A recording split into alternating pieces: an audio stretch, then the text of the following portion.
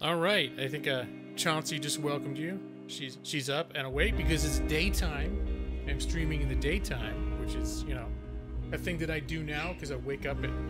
I've trained myself to wake up like 5:30, 6 in the morning. So I still don't have a regular schedule, so that's why it's a daytime stream. I may be going for the earlier streams in general, but my schedule is still not set in stone. We're still my whole work thing is still a work in progress in terms of when I'm going to be available. But 2 weeks since my last stream, so I figured it's Thursday. It's 2 weeks since my last stream. It was a good time for me to jump in and have another stream. Say hello. Hey, what's up, Pratyush? How you do? I think you told me how to say your name, and I probably just screwed it up. Did I say I was just gonna call you Pratt? I remember you though. I'm doing good, man. How are you? I think my bird. Hey, bird, come here. If you're gonna come over here, you should just. Here, let me get my bird.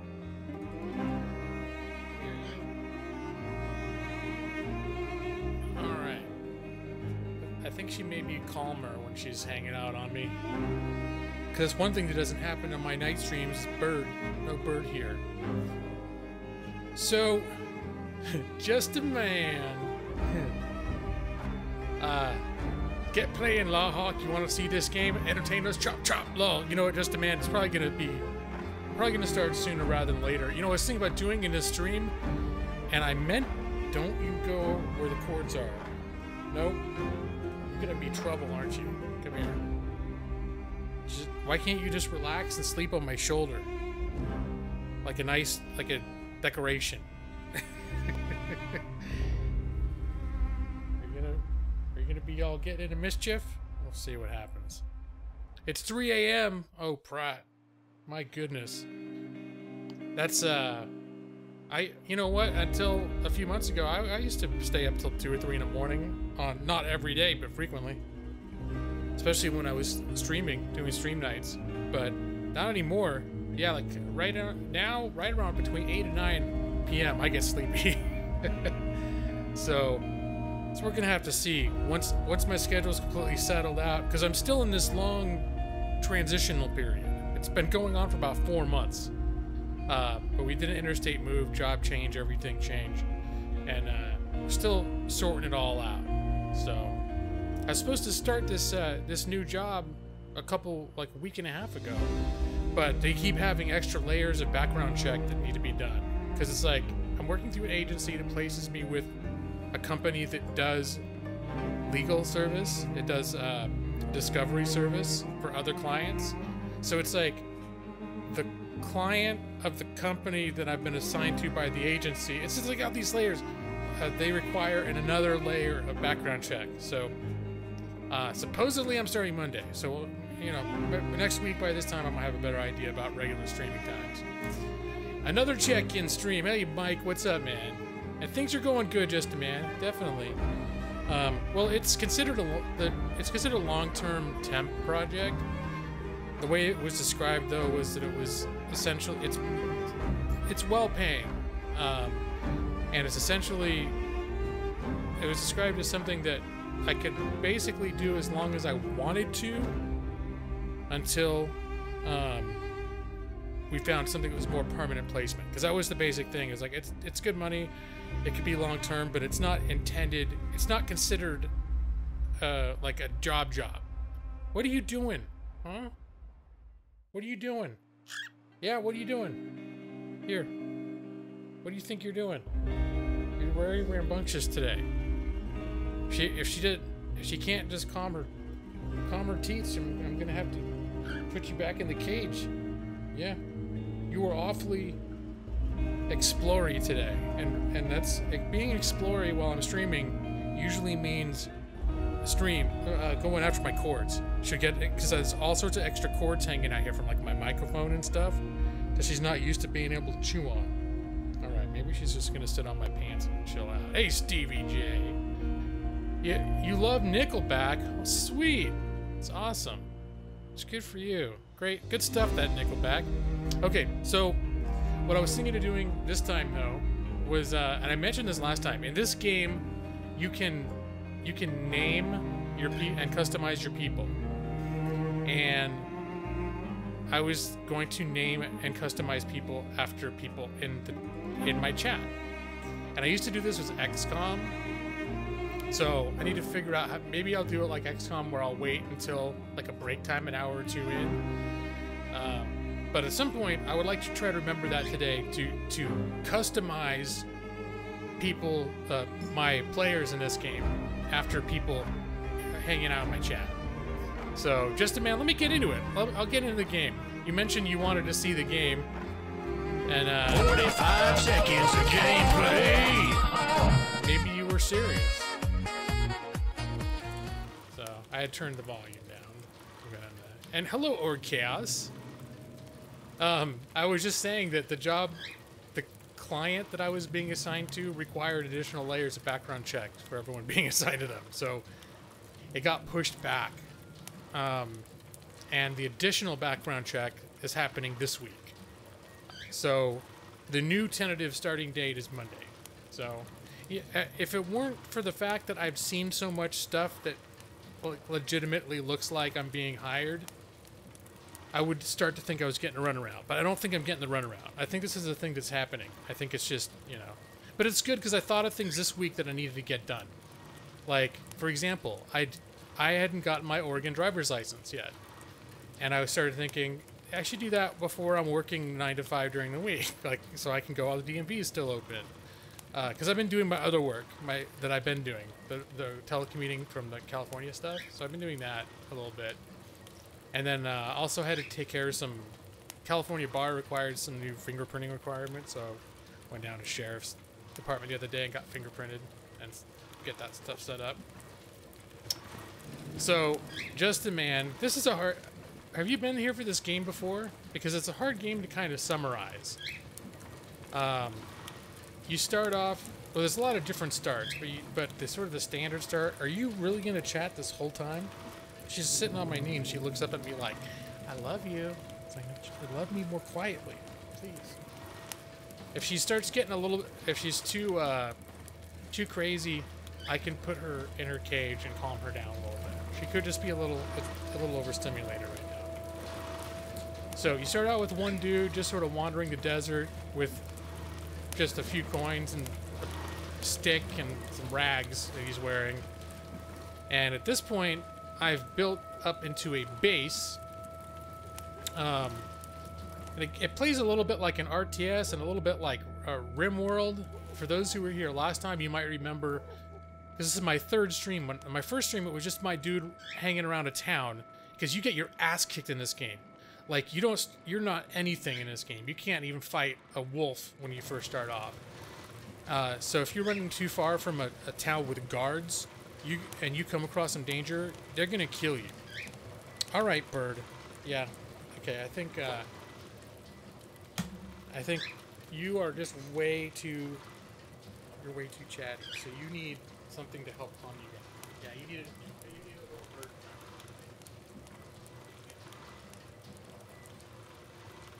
Oh, I know. You don't want to go in space.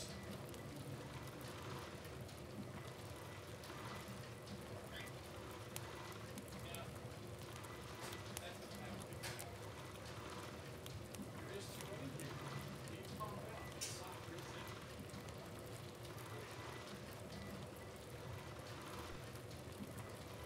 So, sometimes the bird needs to go back in her cage and have what I like to call a soft reset. Which is sort of like, it's like starting a day over again. I put her in her cage, I put the blanket up like it's bedtime, and then I'll keep it up for a while, and she'll calm down, and then after a while I'll take the blanket back off, and I'll be like, hey, it's morning, and then she'll be like, a lot of times she's chill again. You want to be Brother Dust? So yeah, last time, the second time I streamed it, because this has been pretty much, I've jumped around playing different games, but this is the main game that I've been playing my own time for about a month now. So last time I had found this location up on a hill and set up like a little mining operation. And I had this building which was mostly empty with my little research station, and it was just this thing in the corner, and the rest of it was pretty much empty. But now I've set this up. This is sort of my main base. I needed the Hawk Mining Company.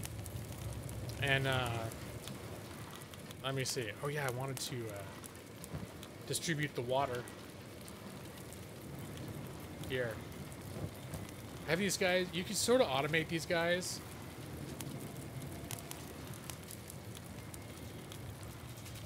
Alright. Okay, just chill. Well, how can you possibly be this rambunctious? My bird is so crazy right now. But yeah, so you end up with doing a lot of little. There is some micromanagement to be done. So let's see. Right now, for example, these wells get full, but then you have this water storage, and when the wells are, they can hold up to 10 waters, but when they get full, they stop producing. So occasionally, you need to check and make sure that that the wells aren't filled up. So it's a little bit like work in real life. Not sexy or glamorous. Okay, but so this, since the last time, I now have obviously all these farms growing out here. I've hired more people.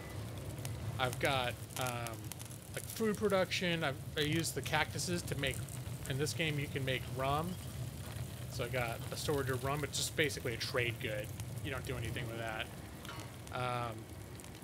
Let me see. I got this guy up here is training.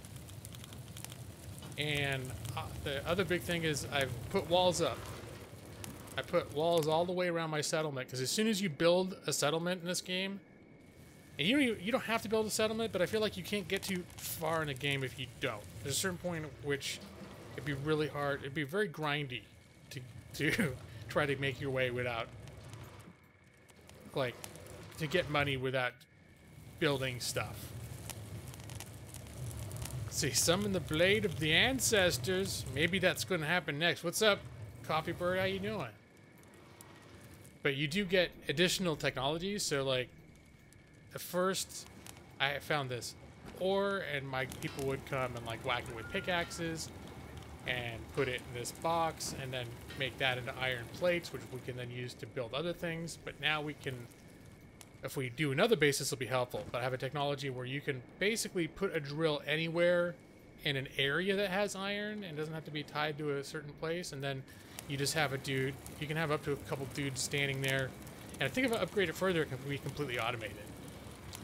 Nick, it didn't tell you. How you doing, man? Good to see you. He has yet to wield the blade of my ancestors. Well, I've been making new blades, but yeah. So then I'm making more iron plates over here, and then this thing turns iron plates into steel bars, which makes more advanced stuff. I guess I'm missing a reference to this blade of the ancestors, but yeah. So now my base, I keep expanding it. So, like, originally I had 2 gates, but you get assaulted every now and then, and they'll take down the gates like nothing. So I added a mod that made the gates a little bit stronger. Like, the gates shouldn't be getting torn down in 30 seconds. I mean, something that makes the gates stronger. I've been getting invaded. Well, I've been playing this. I've had this base for a couple weeks. So you get in-game, you get invaded like maybe once a week or so. And they'll go to a gate. They'll go to your nearest gate and try to tear it down. And if they get inside, they'll rip everything up. And at this point, my guys are starting to get good enough at fighting that they can fight them off. But your people get injured. Like, their body parts get injured, and they'll pass out, and they can die, and all sorts. And it's permadeath. So it's nice to make sure that if you're going to fight, it's in a nice controlled environment. So if a group of 30 dudes runs up and assaulting your base, and you've only got 8 people here, now I basically have 2 layers. There's this gate, and then I've got harpoon guns. These are electric powered harpoon guns because I got power now. And I have 2 people who are just up here all the time. They're just up, their whole job is to be up here. And when there's an actual assault, I've got more guns, so I send more people up. Oh, here we go. Oh, these guys are coming back for revenge. Okay, this is, let me see. Yeah, then YouTube, I don't know what's up with the, okay, these guys, okay, so here we go. these guys are attacking. Let me see who they are. These are Band of Bones. So this is someone that raided me before, and apparently this is a group that is getting revenge because I killed a bunch of their people before. It doesn't matter. I mean, there's a whole faction system here. So the Band of Bones, well, I guess it's not too... They're not used to me actually being able to kill them. Usually before, I would just run away. My whole group would flee the base and run 2 miles away to the nearest town with guards. But we don't have to do that anymore. So let's see. What I'm gonna do instead is we're gonna select a few people to come man these extra harpoon guns. So man that. In fact, is anyone else? Maybe someone else will run up there. I think some of these people have... Oh, this guy automatically, if the gate starts getting damaged, yeah, he automatically comes and starts working at the gate. I thought there were a couple people that might automatically run up and start manning the extra turrets. And I turn off their other job, so they'll do it. And Jimbad? Is Jimbad good with turrets? Yeah, he is. Okay, Jimbad, why don't you go... Actually, Jimbad's doing some heavy labor right now. So why don't we send... We'll send Bard. I think Bard is, Yeah, Bard's good at turrets. Here, turn off your manual labor. And go man that turret during this raid. Then you can go back, you can do all the stuff. And the rest of these people, we can actually sort of just leave them. Oh yeah, I think there were people running to man the turrets.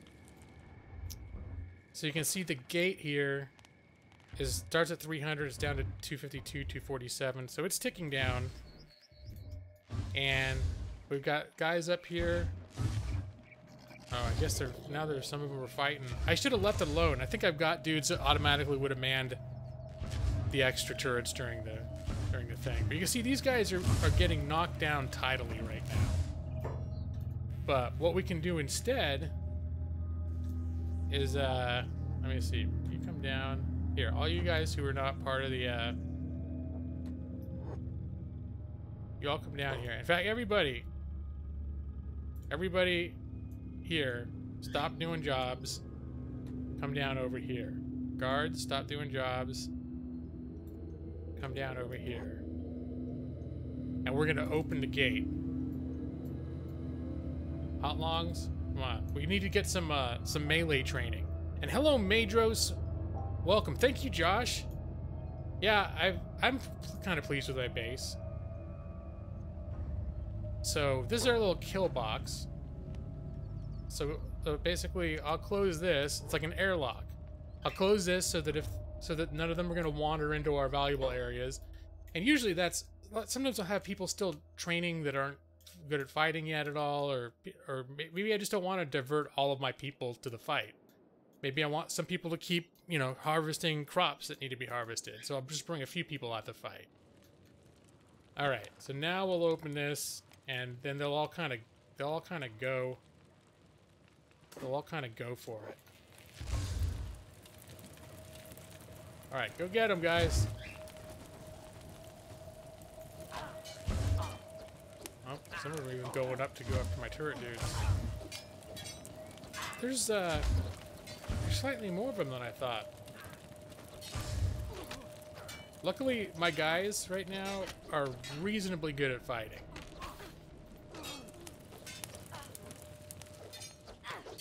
And I've got... You can see we're slightly better equipped. Like, these guys are attacking with iron poles and stuff, and we've got these giant weapons. Oh, some of our guys are getting hurt, though.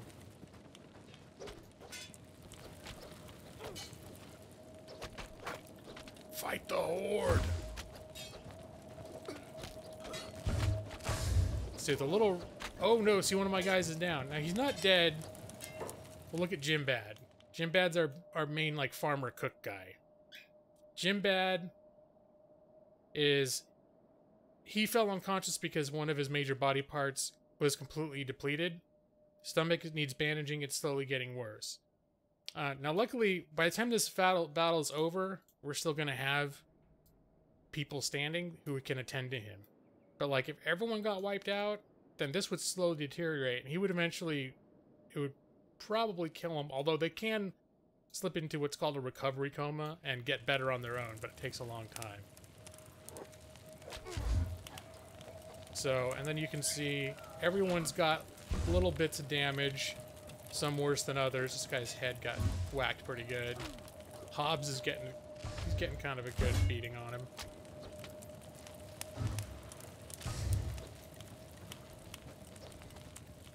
Let's see. And like this bandit, this person, you can see that their leg is like just a floppy limp.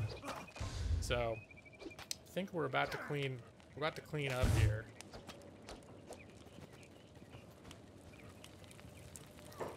So I think what we're gonna do now, everyone is no, we're still fighting a little bit. I wish you could enter recovery comas. Had real-time gore. Well, there's a little bit of gore, but it's not like spraying blood or anything. Alright, I think we're done fighting. So what we'll do now is we're gonna have everyone come down here, and we're gonna have a big medic party on each other. You can designate some people to be medics. Alright. Looks like okay, Jim Bat is still down. Let's open this up. We're gonna need to start taking some people to bed. So who's in? Oops, it's my traveling party. Let's see who's the least hurt right now. Jafar. I think Jafar is, but Jafar needs to work. He's gonna work on the gate though. He's our current designated engineer. So why don't we have Bard pick up Jimbad? Oh.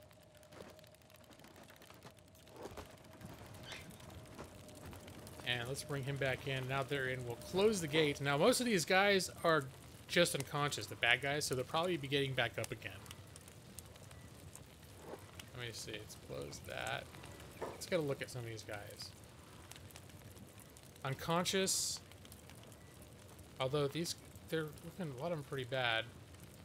Some of them are gonna may get back up again though. Alright, well, if they do, then we'll be able to handle it. So Bard. And who else is hurt enough that I should send him to bed? Hotlong's head got pretty bashed in, so we're gonna send him in for some rest. Hobbs got pretty bashed up. Bard is carrying Jimbad. We'll put Jimbad to bed. So you can see why sometimes I might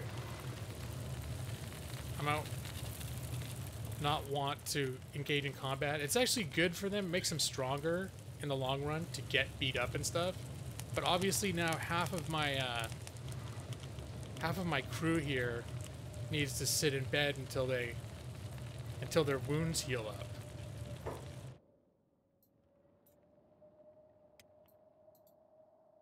Let's see.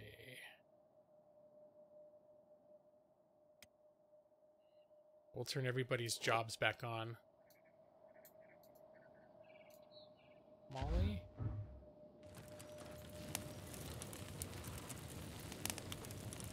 But who's this?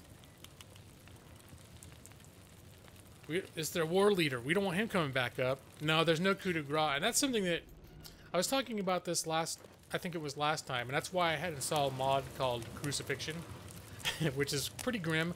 But the reason for it is that the developers made it the rules so that the same rules that apply to everyone else apply to you as well. And because there's permadeath in this game, they don't want to make it super easy for your own people to be permanently killed. So they've made it, they've removed that ability, or they're not going to implement ever that ability into the game. If someone's down, you can just hit a kill button. Because if they did, then that same kill button would apply anytime your guys got knocked out, and it would get used. So the mod adds things you can put them into that slowly wound them until they're dead. Nothing like crucifying a guy to prove a point. No, it's more just it's more crowd control than anything else. Okay, now it's looking like...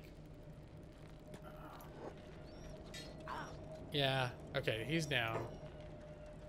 So maybe...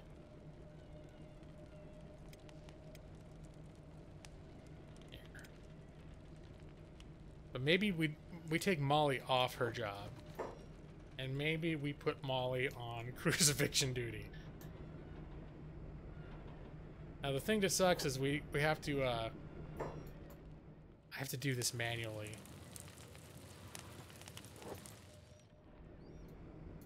But we just don't want these guys getting up again. Yeah, we can take their stuff, but they don't... Well, let me see.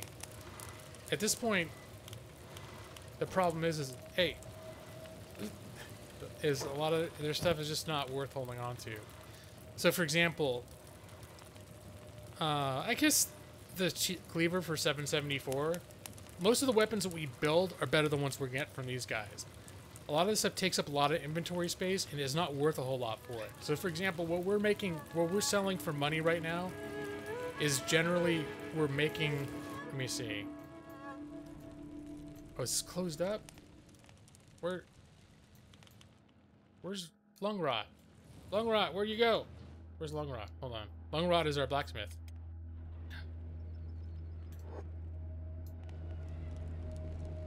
Okay, she's going back. So Lungrot is making katanas. And katanas only take up this much space. And katanas, each one of these is worth almost 2,000 coins. And so when it's time to sell, we have to run to... You have to pack someone's bags up and run them to a settlement where there's merchants that have money. So, you know, it's best if you can find light, expensive items to sell. And the katanas work really well. Where you have these other things, they're twice as big, twice as heavy, and only worth 1/3 of the cost. So, earlier in the game, before you have all this manufacturing stuff, then you rely a lot on picking these dudes, picking their, all their crap up and then running and selling it in town. Especially when you first start, the best idea is to hang out just outside towns. And when bad guys start chasing you, you run to the guards, and the guards kick the crap out of the guys. And when the guys are on the ground, then you loot them. And so that's like, when you first start, that's a good way to make money. Okay, this person... okay, this person's not going to be able to fight back. But let's... Molly? Why don't you go after... I think you can win this one. Yeah.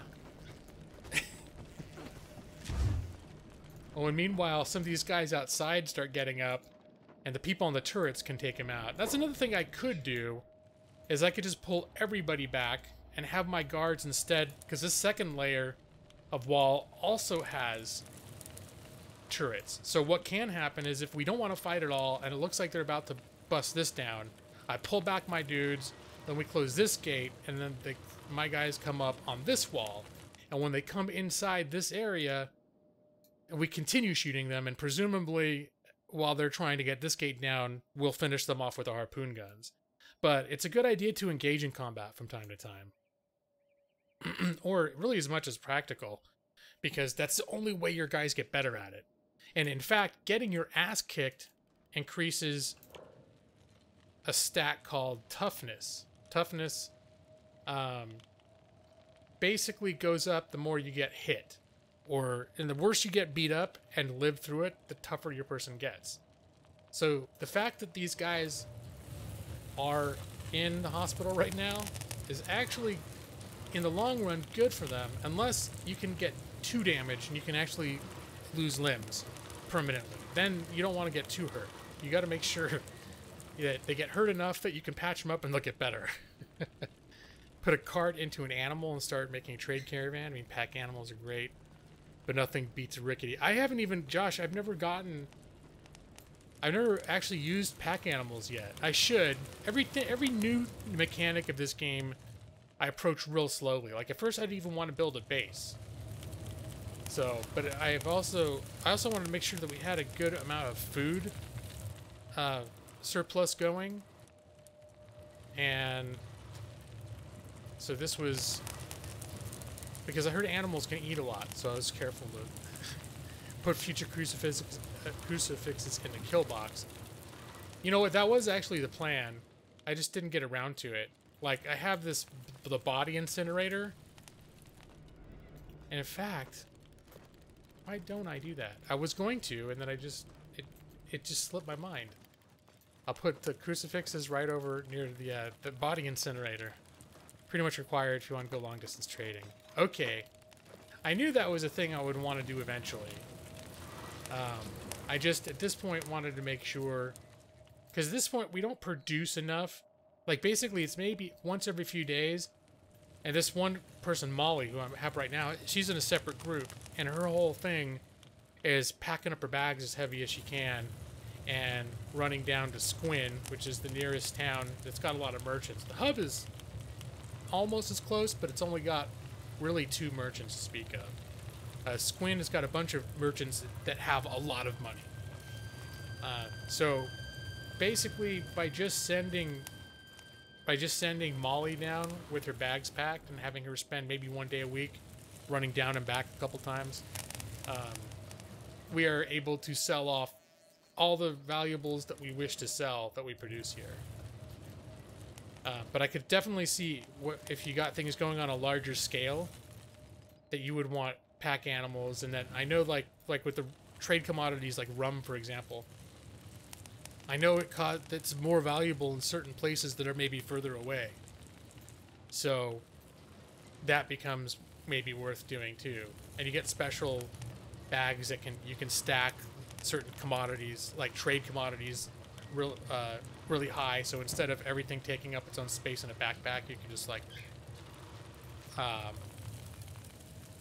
pile it up like in here where the water just has a number next to it. So did I ever empty? I did empty the water. So let me see.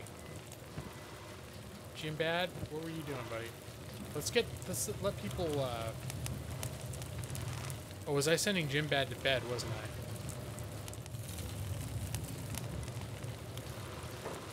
Molly? Let me see. Molly, yeah, she can build stuff alright. Let's see, what do we need for crucifixes?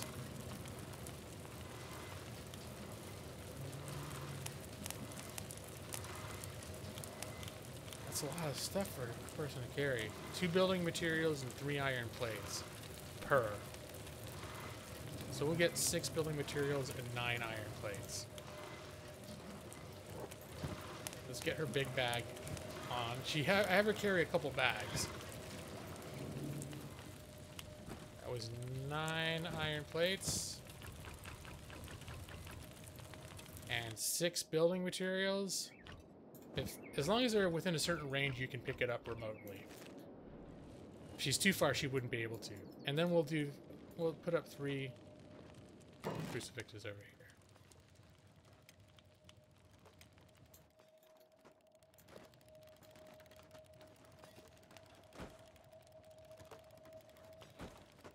There.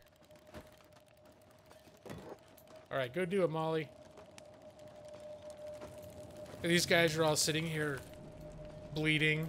We're like, hold on a sec. Hold on. Just gotta get something ready for you.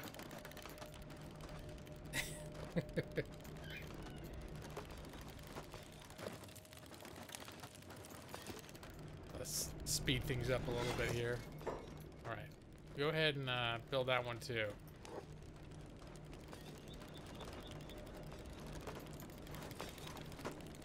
How far did this gate get damaged? I guess the gate was down, is up to 225 now. So it got hurt pretty good, but it wasn't about to go down. Stop in to say hi since the last stream you managed to catch. You'd stay around, but you had a few drinks. Oh no, you can call it a night. Okay, Josh, it's perfectly fine. Oh, it's nice to see you. Thanks for coming by. I think at a certain point, like in an hour or so, I'm gonna take this ragtag group down to the hub, to the plastic surgeon, and I'm gonna start naming people after people in the stream. I think that's one thing that I wanted to do last time I totally forgot about. The T's tell enemy it's time to leave. Oh no, do I have them? Do I have these facing the wrong way? Oh, that's discouraging. That's very aesthetically displeasing. The question now is, do I care enough to unbuild them? Let's see. Maybe it's like a punishment. Like, they have to... You won't be able to kick. Not only are they getting crucified, but we have to put them on the cross facing the wall, so it's like a timeout at the same time. Okay, so a lot of these guys, that guy's dead already. Dying. Recovery coma. Nope, we don't want that happening. Wait, which one had the recovery coma? All right, Molly. Go pick up that one. We don't want anybody getting better here. Be facing the wrong way. Yep. You're you're in timeout, mister. Yikes. Dying. The ultimate timeout. That's right. Blood loss KO. I think...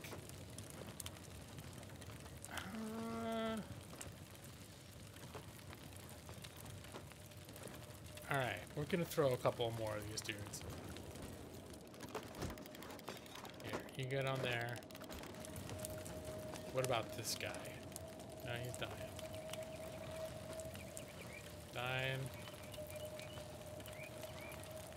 Dying. Blood loss KO.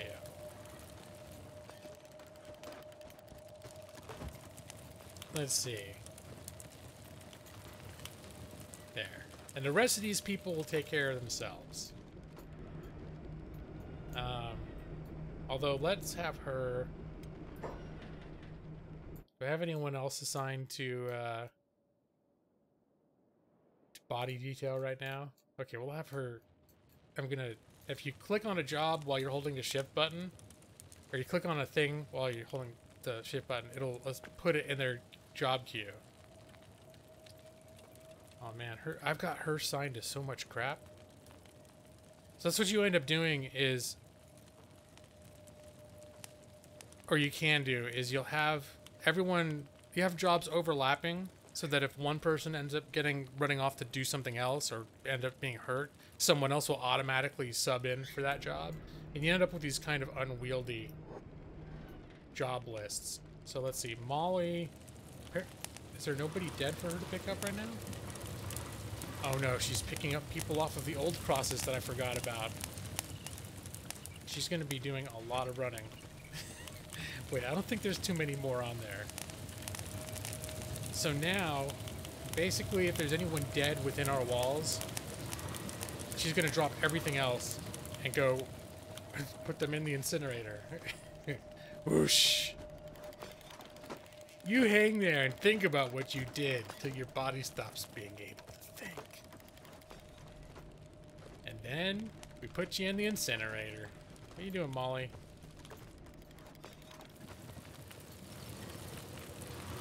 Oh, back to farming. Okay, just... Wait, Jim Bad, you were beat up real bad, dude. What are you doing? Jim Bad should not be out of bed. His stomach was really messed up. Here, go back to bed, Jim Bad. Okay, so... So while all this is going on...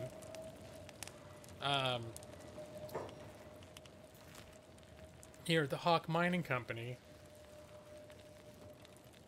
At another part of the world, here at the Flats Lagoon, we have my group I've designated as adventurers. These are what I consider to be my main characters. There's Garriman, who's sort of like my stand-in. There's Manda, my favorite lady.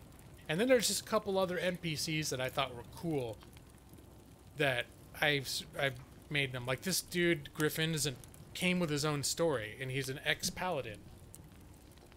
And he came kind of like knowing how to do some badass stuff. So I kind of have like an attachment to him. So he's become kind of like one of my main, if we're going to go out and do adventuring stuff,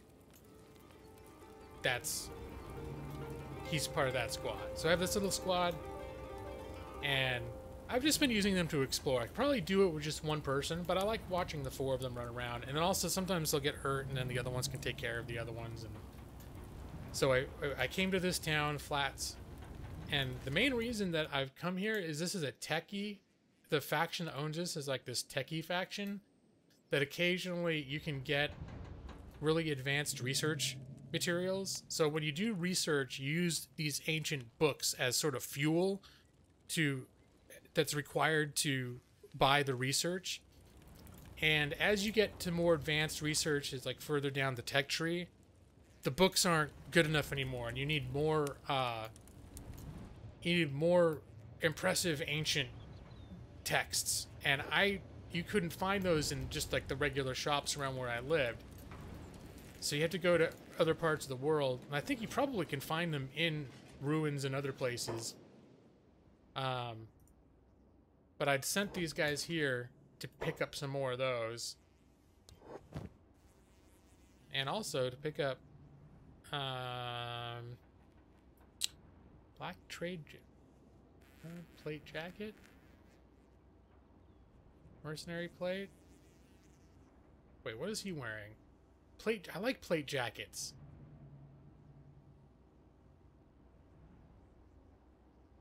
White plate jacket. And what's the difference between these? I like the white ones. They look like stormtroopers. So I'm gonna buy that blueprint. They don't have like the things to study the text though. This is just a specific crafting material. Let's see if I sent them here, and I specifically have this little base too. I bought this little house specifically so, because this is a dangerous area, and by the time they get here, usually, frequently, at least one of them is carrying one of the other ones, like unconscious, because they get waylaid along the way by wild animals or bandits. So I figured it'd be easier just to have a little home to call our own. We could throw sleeping bags in there.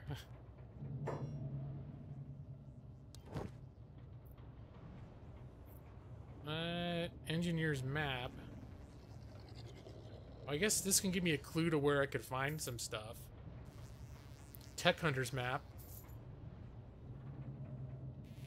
Maybe they don't have any more of those high-tech things, though. Get an ACF raid. Oh, Ermagur.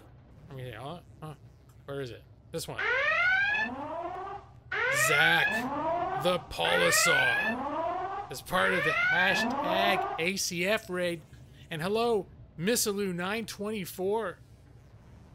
Welcome to the Gaming Lawyer channel. Maybe I can do the this one. Lawhawk! Hey, I didn't know. Justice! Alex, what's up, dude? I didn't know what ACF was. I figured I would know when I saw it, but oh my gosh, Alex, I haven't seen you forever, man. Well, part of it is I don't 45 seconds of gameplay. I don't hang out in streams that much anymore. But I know, oh my god, Alex I've known for a couple years. Right? I want to say it's been about 2 years. Lawhawk! Talons of Pre-owned justice! corn has become a Lawhawk. Oh, thank you, pre-owned corn. Thank you, guys. Thank you so much for the raid. Oh my gosh, Alex, it's really cool to see you. How you doing, man?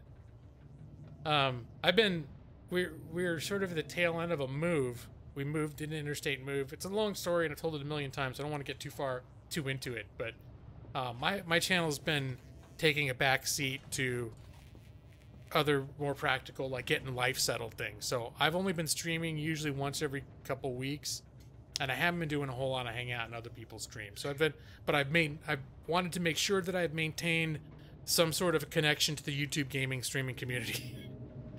So I haven't completely dipped out altogether, and I usually never go more than a couple weeks without a stream. But I've definitely, like when you first met me, I was streaming usually at least once a week, and usually more than that.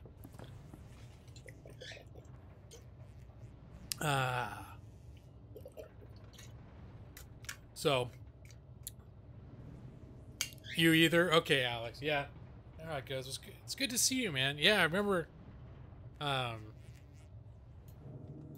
for a while, you had stuff going on where you switched channel names and stuff. I know for a little while I lost track of you, but I'm following you now, and I have seen that, like, your streams going up. I get notifications sometimes, but like I said, I haven't been hanging out on streams that much. But yeah, so I'm playing this game called Kenshi that I've been kind of obsessed with for about the last month or so. It's a game I've been playing in my own time, which is really a unique, kind of cool game. Let's see. Lawhawk! Oh yeah! Talons of justice! Emin has become a Lawhawk. Caw, Talons of Justice. Thank you so much for the subscription. And honestly, my channel has not been seeing that much in the way of growth for the past year. So just getting a handful of subs is now a big deal to me again. I got up to almost 2,000 subs. My channel used to grow a lot, and then a bunch of stuff happened in the last year where I just kind of stopped engaging in the same way and as regularly, and I had to take breaks and stuff like that. So my channel basically has stopped growing. So anytime I get a raid and I get a few subs, it's like, oh boy, it's exciting again. Like, I was at a point where I never was super booming in terms of growth, but I would reasonably expect to get at least 10 to 20 subs per stream. Oh, thank you, Miss Alou. Talons of Justice. I'm definitely appreciating the subs, though. And even just getting a few extra likes. Like, mainly I stream because I made friends on here. It's not because I'm like, oh, I'm building this great thing and I'm going to be a great streamer someday and I'm going to go pro. And it's like, I've been streaming for, gosh, this is my 4th year. This will be 4 years later. My 4-year anniversary will be in October. Streaming on YouTube Gaming. And over that time, I've made a lot of friends. A lot of the people who are hanging out in here right now are people that I've been hanging out with for most of those 4 years, or picked up over time since then. So that's basically why I kept doing it, and why I would do it, even though I won't necessarily, like, I'm not necessarily going out and I don't know what's going on in the streamer community, what other people are doing, for the most part, or who's the up and coming. Whatever, all the stuff that I was used to be a much more proactive part of the streaming community. Now it's just basically something that I do to keep in touch with the people that hang out at my streams, and that's about almost it. You'd riot I have to at least do it for Nick. So although I know there are certain people where if I did stop streaming, I would still keep in touch with. And Nick, you'd be one of those guys. So. Oh, and Nick, I've been, let's see. Y'all will not regret subscribing. Please sign here. That's right. It's a contract. I'm a lawyer. There's a bunch of fine print when you sub to me. Don't worry about it. Probably you'll never notice. But yeah, I've been looking into the Dungeons and Dragons materials. I want to get back into Dungeons and Dragons again. And so far, it's just like my wife wanted to try it, and then she's got like one other friend who's willing to try it, who's like since we're gonna do it. And it's still, because of the way our lives are, we're not gonna be able to pull it off for another at least a couple weeks. But oh yeah, total Maxi, total D&D nerd. I haven't been a dungeon master for 25 years, but I got a lot of the current books on PDF, and so I've been reading about that, and I got the starter set for 5th edition, because last time I ran a game, it was 2nd edition. I think it was still called Advanced Dungeons and Dragons 2nd edition, which is like 25 years ago. And yeah, Nick, I've completely read the minds of Fandelver.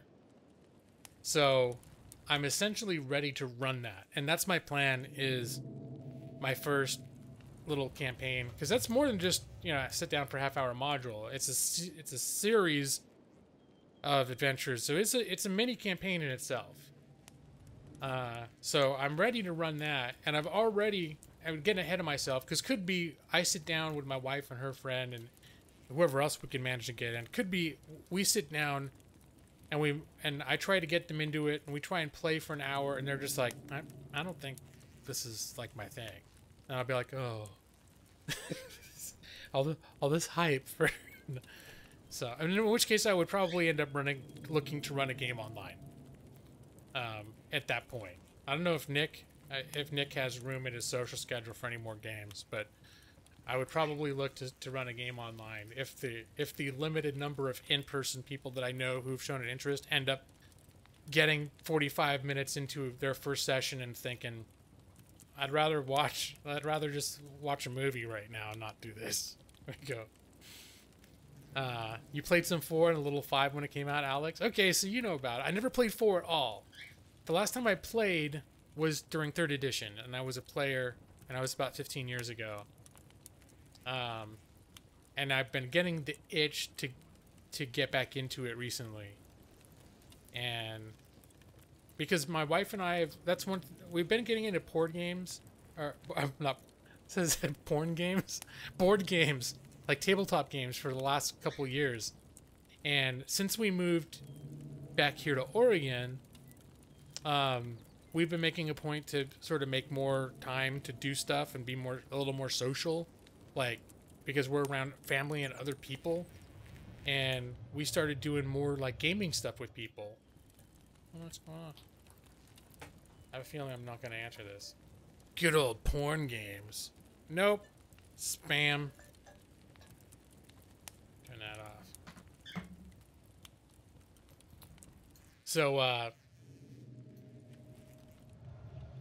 there's some reason, like, we got talking about Dungeons and Dragons, and I knew you can get a hold of, like, a lot of the basic rules and stuff for free for 5th edition. And then I saw the basic box set. They kept saying that the Adventure in Lost Mines of Phandelver in the basic set is supposed to be really good. And that was, like, on sale for $16, which had sort of a crash course on the basic 5th edition rules, and what, while accounts as a pretty well-made, pre-written adventure. So that's sort of where it started once I really started looking into that. But we still haven't had time. We had a lot of stuff happening. So, just in general with, like, family and stuff going on over here. Nothing terrible, but we've had our hands full with stuff going on the weekend, so. Porn games like Hoonie Pop. Yes. Played that basic story. You never got far because you're all assholes to each other, Zach.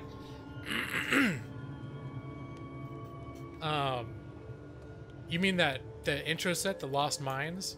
Yeah, there's a lot rides on who you're playing with for sure. So, but that's been kind of the other thing I've been doing instead of playing video games is I've been reintroducing myself. So I found a site that had PDFs for like pretty much all the basic resources. But I spent a lot of time reading the Mines of Phandelver and the intro rules, and then I've been looking into other campaign adventures like what is it? The Dragon Horde, Rise of something Dragon Horde, and Princes of the Apocalypse, or a couple that I've been looking at pretty hard. Alright, let me see what this person's got. I came all the way out here for advanced blueprints. I'm not finding any. Okay, this is stuff where I can learn how to make, I can learn how to make crossbows, but I don't have the technology to make the parts that are required to build the machine to make the crossbows, so I don't need to worry too much about that. He killed you because he didn't like your character? Yeah, it isn't. It's like the first time I ever played Dungeons and Dragons. I think I was about 5 years old, and we had some neighbors down the street that had it, and it was this kid who was a year older than me, and his older brother that was like 3 or 4 years older. And the older brother was trying to run a game, and so the three of us sat in his room. We played it for a little while. I didn't really understand what was going on, but I thought it seemed super cool because I was into The Hobbit. Like, I had a little picture storybook that you put the record player on and it would be The Hobbit. Like, it would read it to you. And I thought The Hobbit was the most awesome thing on earth. And this game, you could be a halfling, which was a hobbit. And I thought that was the coolest thing ever. And then just the idea that here's this map and it was like, oh, what do you do? Oh, you can, like, run into people, you can talk to them? How does that work? Like, you don't just... You can go in there and they can trick you and like I think there was this little part where someone would try to be your friend and offer to feed you, and if you ate, it was poison. And I just remember as a 5-year-old thinking, oh my gosh, that's so crazy. What kind of game? Because I'd played Monopoly and stuff like that, but this, with all this stuff going on in this game, was crazy. But I didn't understand it.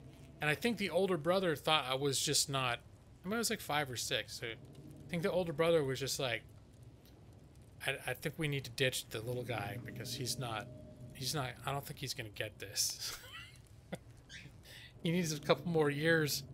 He needs a couple more years before he can understand what the hell this is. But that, I was already like, I had a little taste. I understood enough about it that I knew it was something I really wanted to learn how to play. But I think he just did not want. He didn't. It was not worth it for him to teach me. So he just said, "What did he say?" Because later I remember what he said, and I was like, "Oh, that's bullshit." And he said him and his brother, my friends, had gone to level 2, and my character was still only level 1, so we couldn't play together anymore. So. And at the time, I was like, I don't understand. And they're like, well, there's these things, and they're called different levels. And when you go to a different level, everyone has to be on the same level. And if you're not, then you can't play together. And I was like, oh. Maybe it was a metaphor for what he considered to be my intellectual capacity. But all I knew is we played once, and then I wasn't allowed to play again because they go into level 2, and I was only level 1 when I wasn't allowed to play anymore. So, in retrospect, I'm pretty sure he just didn't want me to play. But that was where my obsession began. I wanted to say, gonna lurk before he... Okay, Alex. It was great to see you, dude. And thank you so much for the raid.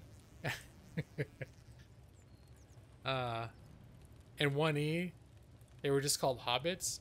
Well, I get confused about the progression of the editions, because originally there was Dungeons and Dragons. And then there was like another iteration of Dungeons and Dragons where it was halflings. It was the red box. It was the first set I ever got, was the red box, where it's the basic. And then you could buy expert and you could buy master. Like basic was levels 1 through 5, expert was masters 5 through 10. And there was like campaign, which was 10 to 15. There are all these different, you had to keep buying boxes to get up further levels. And then there was Advanced Dungeons and Dragons, which was the next thing that I got. And I sort of consider Advanced Dungeons and Dragons was the first really fleshed out version of the game. Killed your awesome human druid who didn't talk like, bruh, it's my backstory. I lost how to speak, and I can only speak to animals. Oh, well, I was gonna say, I no offense, it's very creative, but if I had a character whose part of his story was that he doesn't talk, I might. Sometimes as a DM, you can put your foot down and just say that can't be part of your character's backstory. It's nice to allow people to come up with, like, to have mastery over their character's backstory and what they are, but at a certain point, they have to be functional enough to participate in the game. You're really into D&D type RPG games, man? Yeah, I used to play a few when I was younger. Like, I had the Marvel superheroes game, and there were a few other ones, like, back in the 80s and early 90s that I used to play. And then, I think about the time that I moved like went to college, I sort of stopped, and then I got back into it again in my late 20s for about a year or two, with because I ended up working at a place where there was a group of people that were playing, and I got into that, and that was fun. But that was the huge group. There was like 9 players, so it was more just a social gathering. Like the actual every combat, I think it was every 2 to 3 weeks we'd meet, and the whole game would be we'd all sit around, we'd hang out, we'd talk, and then the game would start, and it would usually be a little bit of flavor text leading into one giant battle against 9 players. So it had to be, and then when the battle ended, that was pretty much the whole adventure. So I think I liked it better when I used to play where I had 4 players, and was it 5? I had 4 players and myself, and you could sort of get, like, combats didn't take forever, and you could sort of cover some ground during a gaming session. You didn't know about the game until AD&D? You didn't play much of it. Love looking through the monster manual. Okay. Yeah, AD&D, because I played the basic set, which was, I think it was Fighter, Mage, Thief, Cleric. That was it, and then you could choose one of the races: elf, halfling, human, dwarf. And then around that time, I got into Dragonlance, and in Dragonlance they had half elves, and they had people changing, like classes or alignments and stuff, and then I looked into Advanced Dungeons and Dragons, and I was like, oh my gosh, there's like all these different races, and you can be a fighter magic user. How the hell are you a fighter magic user at the same time? Like, you can have these hybrid classes. There's all this stuff going on. I was just like, psh, like, wow, this is the way the game is meant to be played. But, all right. What I need to. Speaking of playing the game, I'm a little disappointed that they don't seem to have. Come on, guys. They didn't have the thing that I thought they were gonna have. Is everybody good? Everyone's got food. Uh-oh, Hawk Mining Company. We're under... Okay. Gotta get back. Apparently we're under attack. It's probably just people waking up off the ground.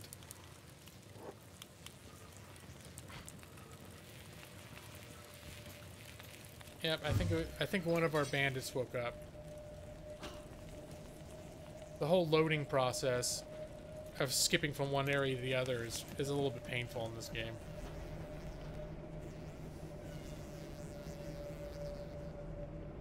Alright. What is this? Okay, that's what happened. It was still loading. And so until the load was complete, this person was already dead.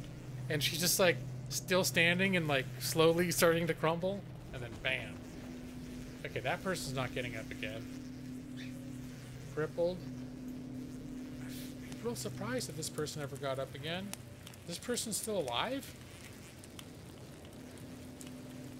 Molly, can you finish this person off, please? Thank you. The penalty for waking up is crucifixion. Here, you don't have to be so defensive about it. I think it's not an even fight.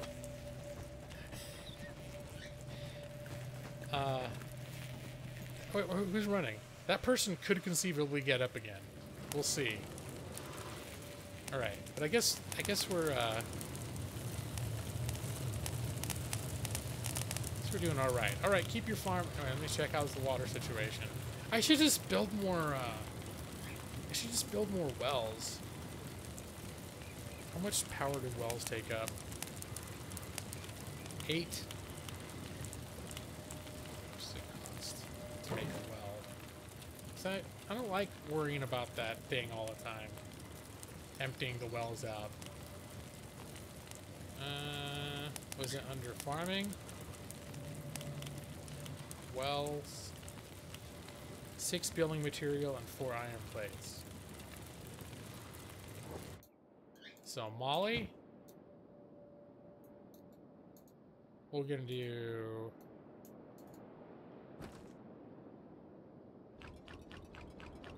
8 iron plates, and 12 building materials. We're going to make 2 more wells.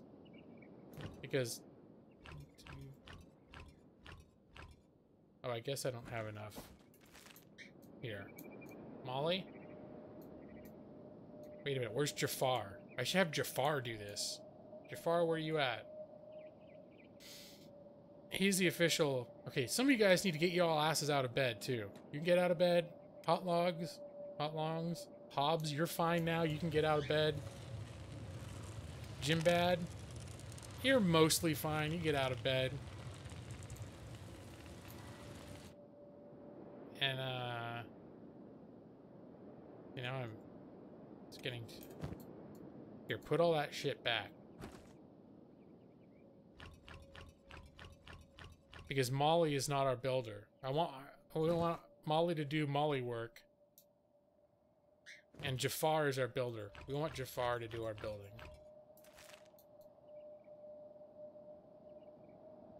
Two wells next to each other make more water? I don't think that has a wells. Yeah! They're just water-making machines.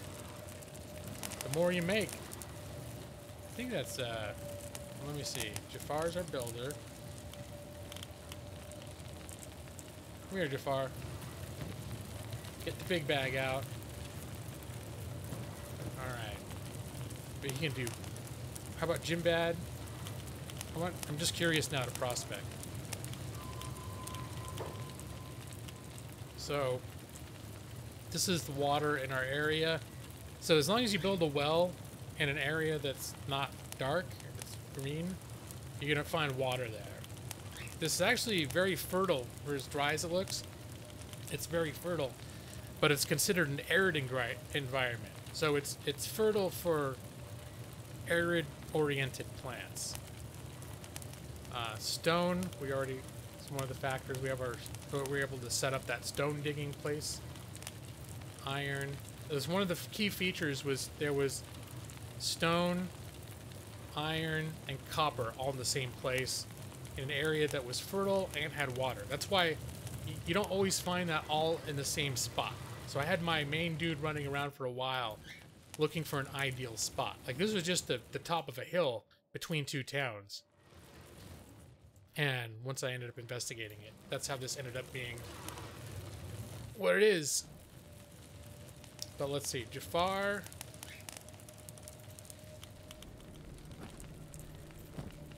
Oh, Jafar. Put that away. Put that water away.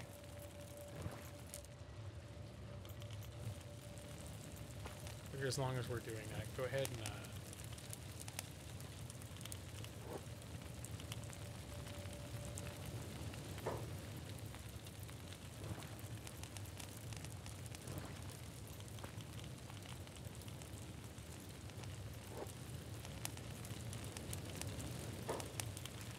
all right.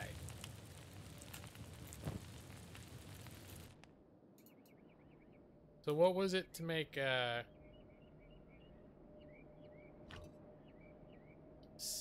was 6 building materials and 4 plates, I think.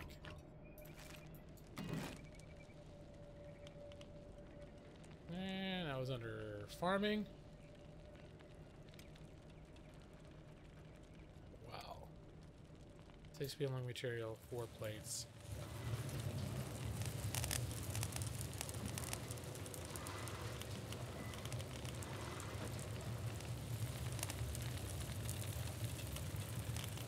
Here. It's not gonna look sexy, but that's how we're doing it. You go get at it, Jafar. Okay, why don't we move Jafar?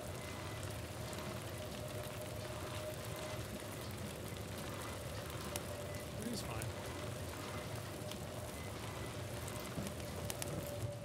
And now now that he's unloaded some of those materials, I can throw 4 and get the rest of them in there. 1, 2, 3, 4, 5, 6. So now when he's done, since he's doing it, if you have him doing a job automated, he'll gather materials, but the AI is real stupid about gathering materials. So first they have to run all the way to the container when they're doing it on autopilot. And then a lot of times they'll need, like in this, he needs 4 of these and 6 of these. But when they're on autopilot and you're not micromanaging them, he might run from here all the way to here, pick up 1 building material, run all the way back, put it in. Oh. What's going on over here? Wait a minute. Are these other... Sometimes bandits fight each other. Okay, Band of Bones, Dust Bandits. So, it looks like another group of bandits. Another group of bandits came here and killed some of the Band of Bones. The Band of Bones are the ones that assaulted us earlier. It looks like a couple of them were getting up. Yeah, these guys aren't. These aren't going to get through. A couple of the Band of Bones were getting up when these Dust Bandits showed up.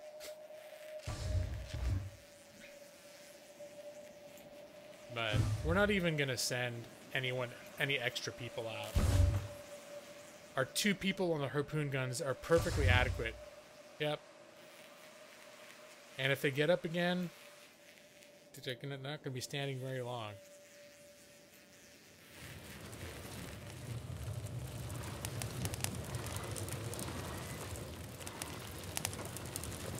Alright. Well, let's get back to our adventurers, though, shall we?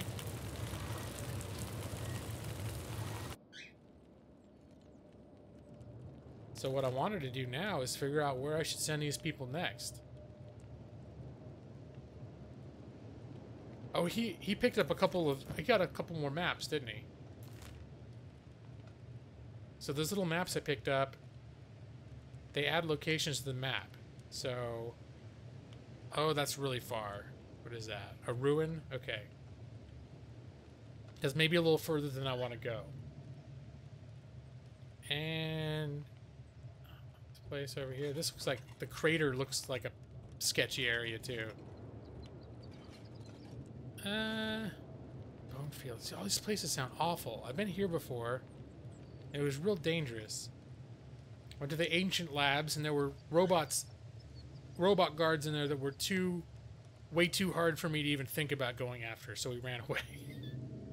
We're still, even though our characters have advanced to some degree, there's still lots of stuff that will kick our asses hard. Let me see. Gray Shelf, Royal Valley. Is there any other? What is this? Brink? Market? Okay, you know what? Let's, feeling adventurous. Okay, so this is like the whole map. Our main base is here. I've basically been in this area. I've been most of the way around this area, just running around. And now we've explored through to like here. This little area. But most of this map, I've never even been to. And there's a reason for that, is a lot of the map is scary as hell. So what we're going to do is we're going to highlight all of our dudes and dudettes. And I'm just going to right click on the map, and off they go.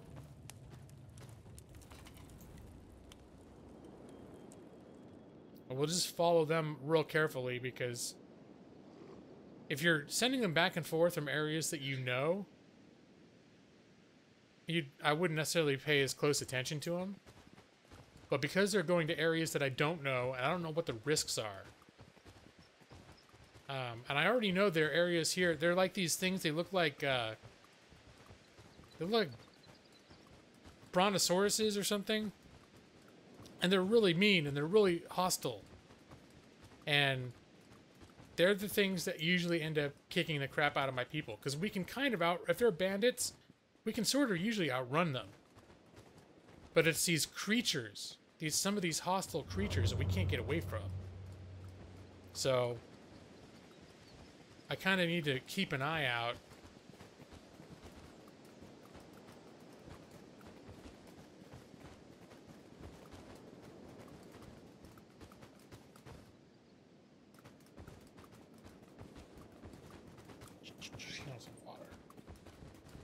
Chauncey, you're still making noise. Yeah, you're still making noise. Even though I gave you a soft reset.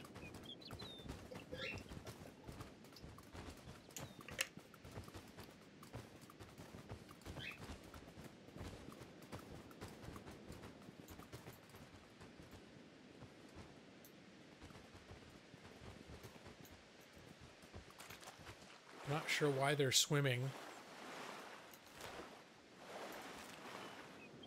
They're choosing some very questionable pathing, but I'll allow it. Yeah, they're not gonna speed their way into anything dangerous here, so... I probably should have waited until, Or are they swimming in acid? What the hell, you guys? Or is it acid rain?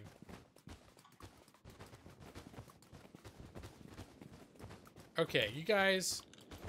This was ill-conceived. Because, so first off, it's already 8 p.m. Why they... Sometimes they're Nimrods. There was no reason for them to go in there. Okay.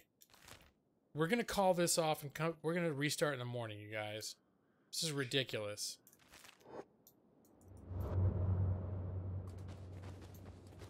Oh, hey, Joss, what's up, man? Just doing another random check-in stream.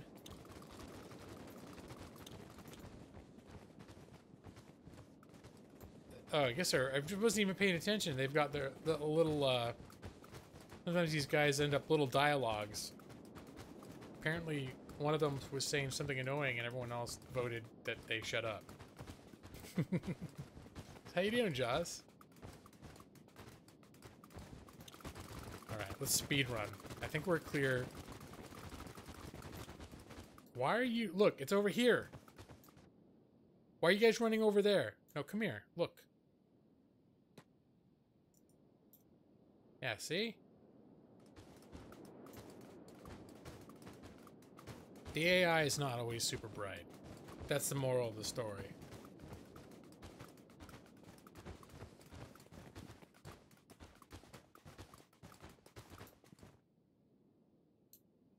Here, you go hang out in your house.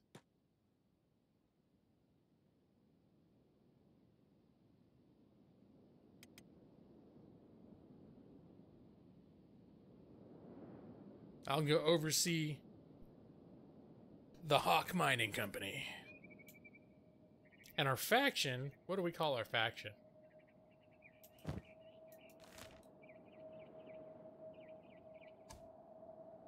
Our faction is the Hawk Company. But see, that can mean like an adventuring, it could just be an adventuring company. We are the Hawk Company. And this particular location is the Hawk Mining Company.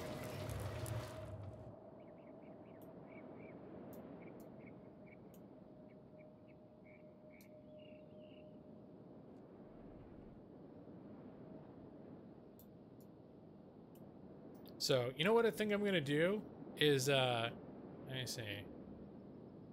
Is anyone interested in me making them into characters out of some of my people here? Because I think maybe I'll do that right now with some of these folks. I think my main adventurers are too far away to be able to do that, but I got plenty of people here I can customize. That, we're just all going on a little field trip. Yeah?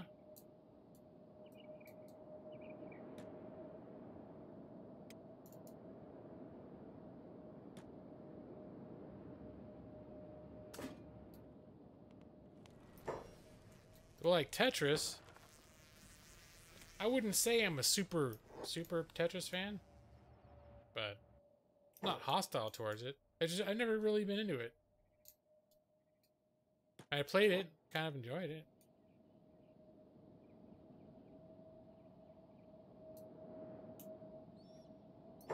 Just not a ranger, Nick.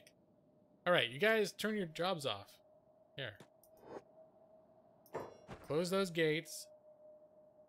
I hope no one else, none of the baddies are gonna wake up in here. In fact, I better double check. No, he's dying. One thing that I didn't realize could happen, and it wouldn't happen with just like one of these dudes, but I think I got double rated back before I had as many defenses as this.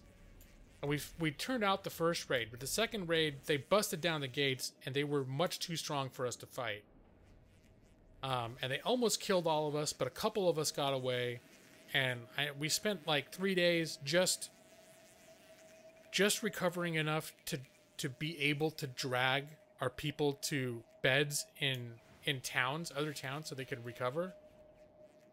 And when we came back, the bandits had occupied our base. Like, they're sitting in here, they're using the... It's like they lived here. There's some of them were up here training, and all the defensive turrets all around the base, because I had another gate here with some defensive turrets. Every defensive turret was manned by these bandits. They were like, they had made the place their home. So, it's always a worry. Alright, we'll go to the hub. I know there's a plastic surgeon at the hub.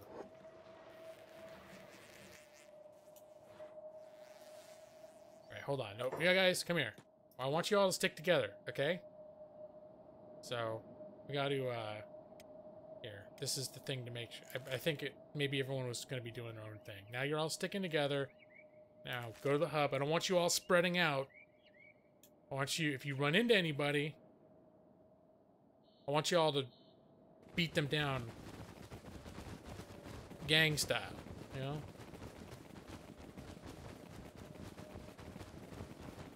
Now this is the first time we've had everyone out of base running across town without having had our asses kicked, without carrying half of our people on our backs. But yeah, I don't even think I'm gonna need to do Wheel of Misfortune. For this, I'm just gonna, once I get to the place, I'm just gonna start asking who wants a character.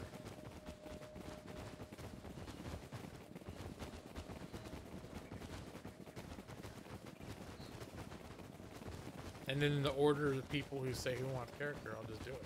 I think I've got enough to go around. I think I got, let's see, 1, 2, 3, 4, 5, 6, 7, 8, 9 people right here. And according to my calculations, there's only like 6 or 7 people watching. So everyone else will be so jelly. You used to tell them when you came to G-Law stream. And it was like, he made us into characters, and we didn't even have to come back like an XCOM week after week, month after month, and go into that Wheel of Misfortune over and over again, just hoping and praying that our name would come up. It could be dope because maybe it's not exciting because it's not many people give a shit about Kenshi. It could be, that's another one of my great streaming strategies, was talking about my channel growth for the past year. One of my strategies, I think responsible for my slackening channel growth, was A, the webcam. I don't feel like the webcam is necessarily helping my channel. I think I felt like I was a better channel when I was just a voice. But B, my inconsistent schedule, and C, well, right under the stairs, huh? Okay, it's a loading issue. I play games that people don't care about. Pick a character after you. Oh, wait. It's the same. Alright, everybody to the ninja headquarters.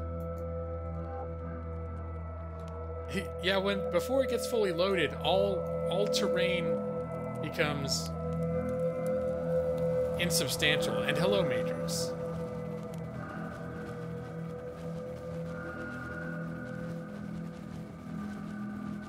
Alright, you know what, everybody?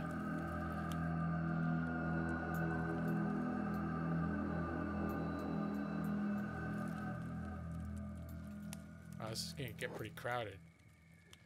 You've been here since the start? I lose track, man. There you go. You said afternoon. That's right. Alright.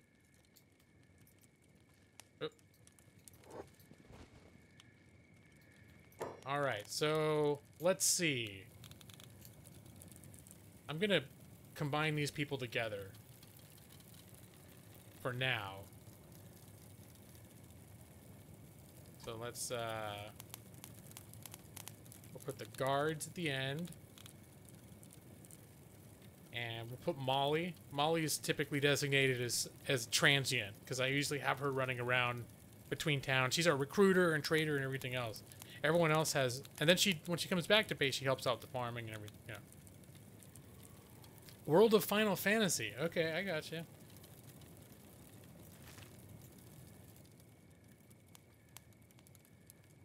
Alright, so this is everybody. Jimbad, Bard, Longrot. Alright, so let's see who's first up. I know Nick said you can name a character after me, just not a ranger. So Nick, we have our farmer dude, we have our armorer, Bard, we have our Longrot, who is our weaponsmith, and all these people double other duties. There's Jafar, who's a laborer, but he's also our... Usually, Garamond is our main engineer. But when Garamond's out adventuring, Jafar is our backup engineer. Hotlongs, I don't think does much anything. There's Hotlongs and Hobbs are just general laborers that do different things. Hugh and Sand are our turret operators. Those are our guards. And Molly is our overall traveler and run around her. So, I can change the names, but those roles are going to remain somewhat the same. So, when choosing a character that you would like to be, you let me know what you want your character to be doing. Because if I change Jimbad into you, he won't be Jimbad anymore, but he'll still be our farmer. He'll be our farmer and cook person. And he dabbles in science as well. Alright. Does anyone want me to make a person right now? You'll be the laziest one. I guess, maybe you want to be a guard. What do you think, Nick? You want to be the dude that sits up at the turret all day? I've been a guard before. Well, it depends on the post you get assigned to. It'd be pretty lazy work. You can guard? Okay. Let me see. Who is lazier? Sand. Sand has done quite a bit of engineering as well, which suggests to me that he hasn't been super late. Now, everyone's done laboring. But it looks like Hugh... Maybe that's our dude. So, Hugh, you'll be Nick.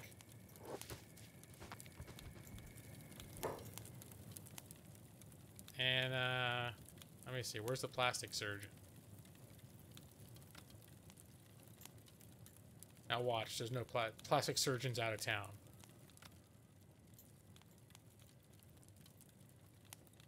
Trader. Oh, all of this? Okay, no, it's got to be here. Trader. I don't think they leave. Well, that would suck after all this to do if we got here and the damn plastic surgeon wasn't around.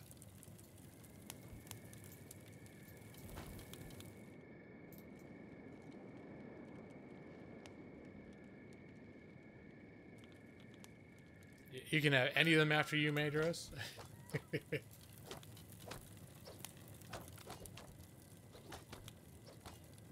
Well, now I'm starting to think I've really miscalculated here.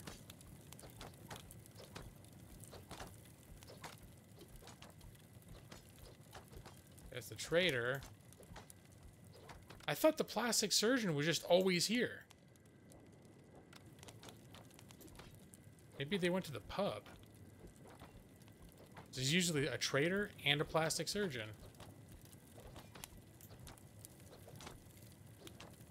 But I'm not seeing the plastic surgeon. Oh, there it is. Okay, the guild plastic surgeon. All right.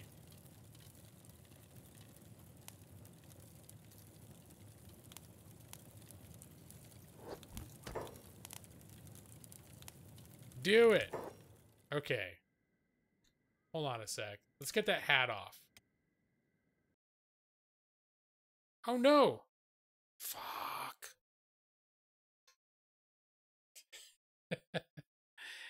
That's embarrassing. Okay. I just wanted to get out of the customization screen. I think I actually closed the entire game down. Yeah. This is why I will never be a professional streamer. Oh, my stream's still going, all right? Oh, it does autosave. I mean, luckily, not really a whole lot has happened. And all I did was... I might need to run them back over there, but that's not a big thing.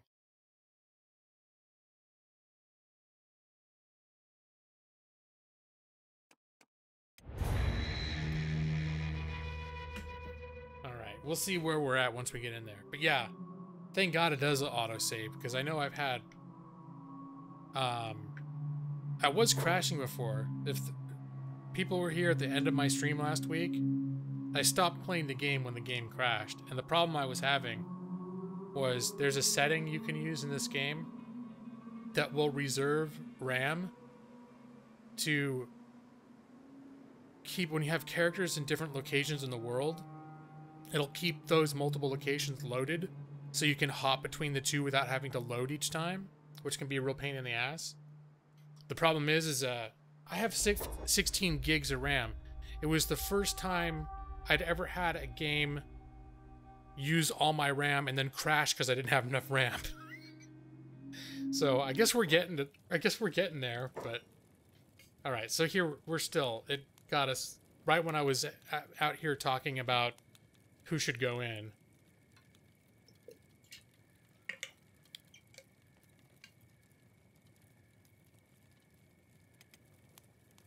And I think we were going to send in Hugh. I think what I wanted to do though, I want to take the hat off while we do this, so we can see these people, what they look like. Oh, was that the person? No, that's the traitor. Now we gotta find the damn plastic surgeon again. There we are.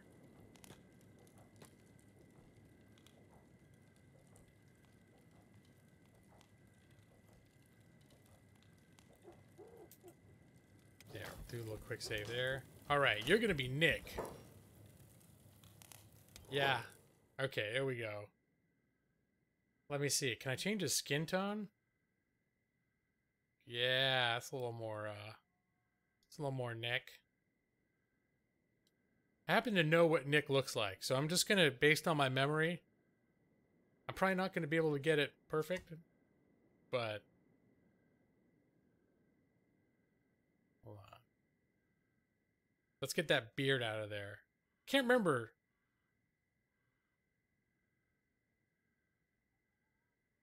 Let me see.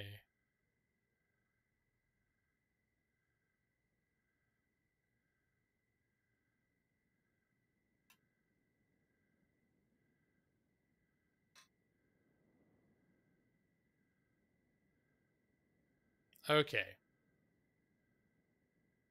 I was just having trouble remembering the facial hair.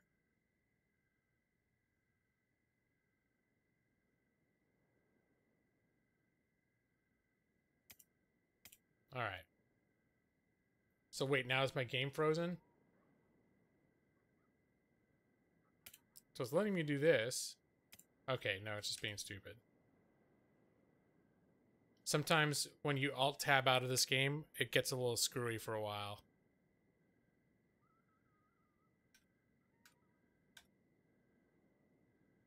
There we go. I think we're...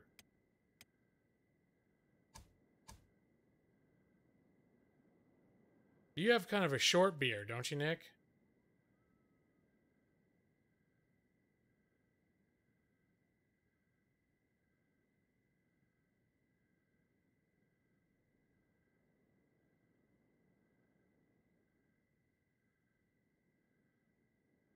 Yeah, some of those are pretty awful.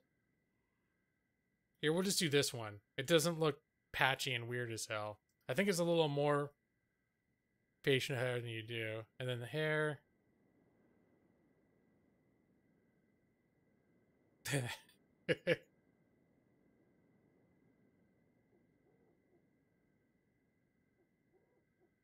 No, I probably had a good hair already there.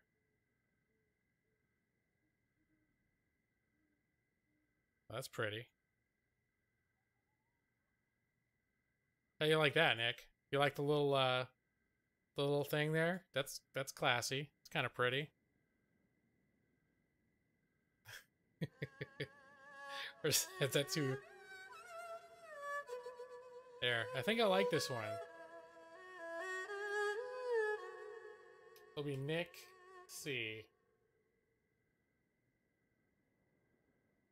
And we can keep looking though. How about this one? This guy look good to you? With the just the regular little back poof there? That could work. Here. Nick C is born. Alright, and Madros said make you anybody. So, you know what? Madros will make you be the other guard.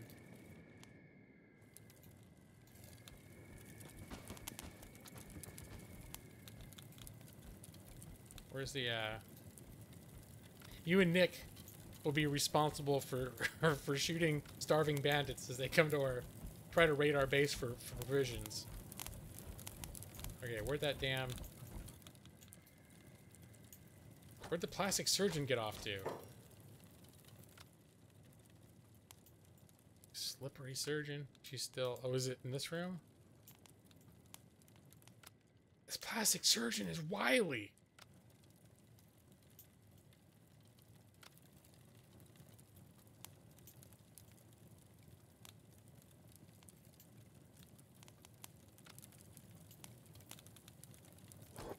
Okay, I just need to let it run. Yeah, it's like playing a video game, for sure, Nick. There's the trader. Ah, there's the plastic surgeon. Oh, wait. No, not right now. Because first, we need to take that damn hat off. There. Alright, Madros, what do you want to look like?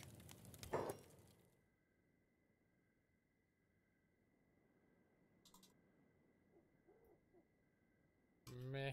Eh.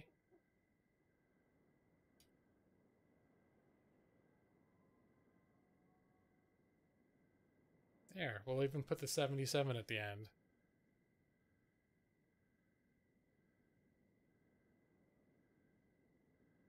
Oh, is this something I can look up? I recognize the name Madros, but I don't know offhand what it is.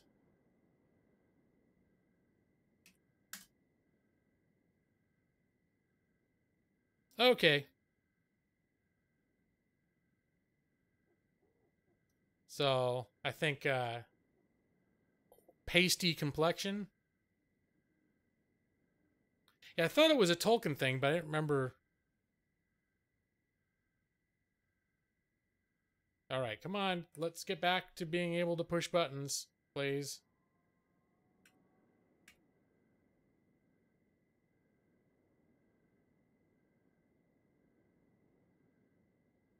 The game does not like... Apparently it's having... Sometimes it lets me alt-tab just fine and it's not an issue.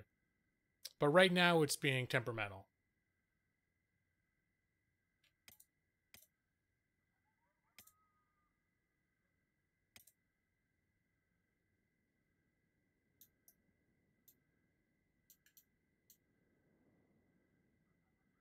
It'll work. Give it a second. There we go. All right. Let's see. Let's pale that. This is a one pale, beautiful looking elf. No facial hair. No facial hair. Is there a 0 option, please? Not there. No beard. Hair color.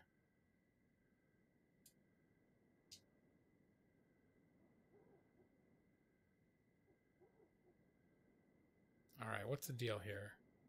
Okay, it is changing.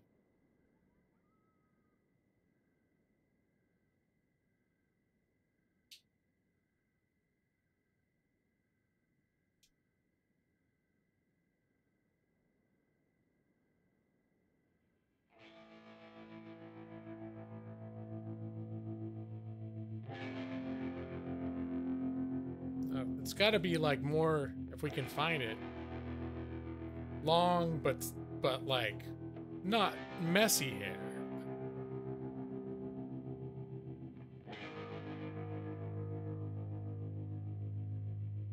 This could work. Let's see.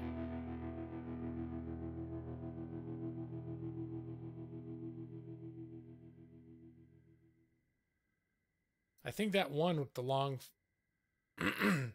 No.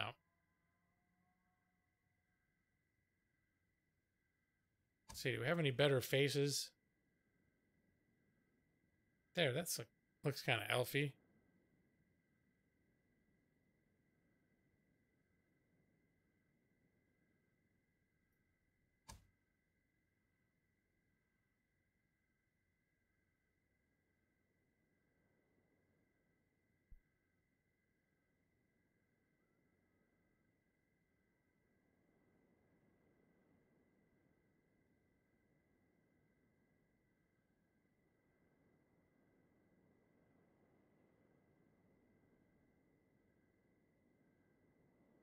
Okay.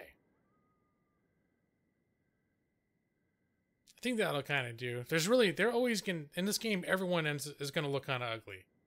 But I think this is Madros. There. What is that? What are you wearing, dude? We're going to have to make you better armor. All right.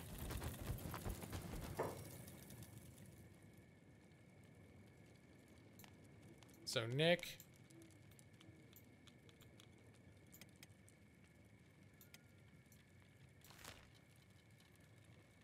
Send you back to base. You guys go back to base and get back up on them turrets. All right. Does anyone else? Anyone else want to be part of our home crew? Molly, is it? Molly, I think you can change genders too. I'm not positive though. Molly's a pretty big player. Molly's my traveler, my designated traveler. We got our farmer. Here's the big ones. There's the armorer, the weaponsmith, the farmer slash scientist slash cook. He does a lot of the stuff. And then the rest of them are basically just laborers. Jafar is our secondary engineer and primary when my main guy's gone. But you know what? I think no one else is here that wants to be a person. So we'll just all go back. At least we got Nick and Madros though. Alright, you guys.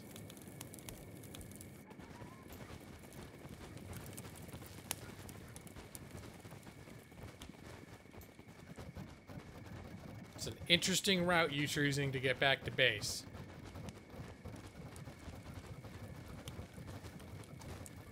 Let's move Nick and Madros back to the guard slots.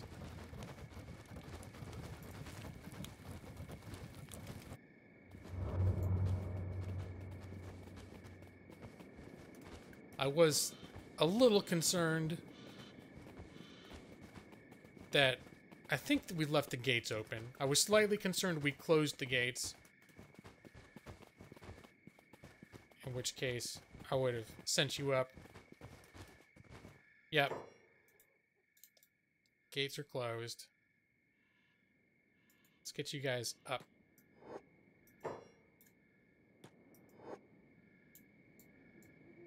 I don't think there's any surprises that could be waiting for us right here. At least not in terms of enemies that we've killed who might get back up again.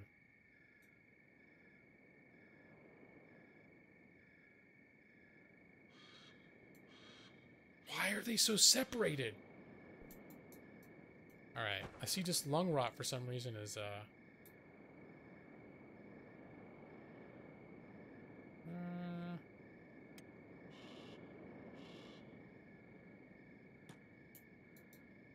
Alright, you guys should know what to do now. Yep, there we go. Nick's taking the left one, Madros is taking the right one.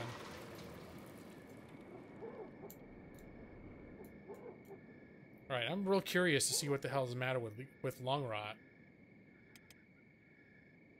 Why are you going so slow, buddy? I don't know. Must have had an AI hiccup. Well, looks like the other ones are telling some sort of a story. The once was a handsome man. Oh no, someone's attacking the base. Alright, all you guys. Okay, no, there's a fight going on right over here. Who is it?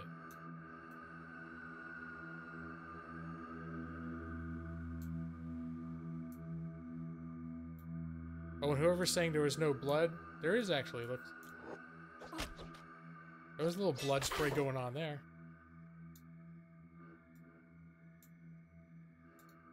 Okay, I think we want to, we would just want to reassemble over here, though. We don't want lung rot being separated from everybody else. Maybe lung rot just hasn't done much. No, she's got good athletics. Holy Princess Unicorn! How you doing, Princess Unicorn? It's not too late, Princess Unicorn. Do you want to be a character in my game? How you doing?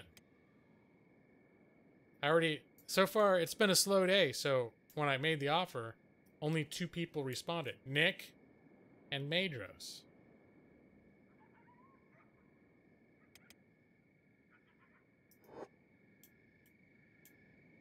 Because I'd sent them to town to where the plastic surgeon is. Got a head cold.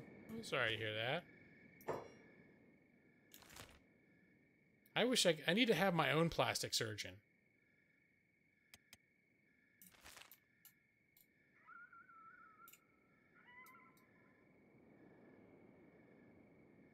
You don't mind either way. Okay. Oh, well, I'll save it. I'll save it for people that seem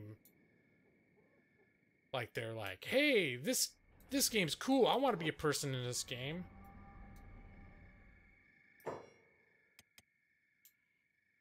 Uh-oh. Oh, they're coming after us. Okay. Where are you guys going, though?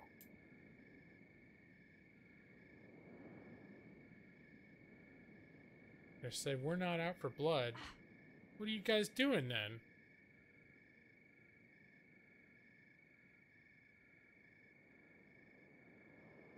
Only food. Okay, these are starving bandits. It doesn't matter why they say they're interested, though.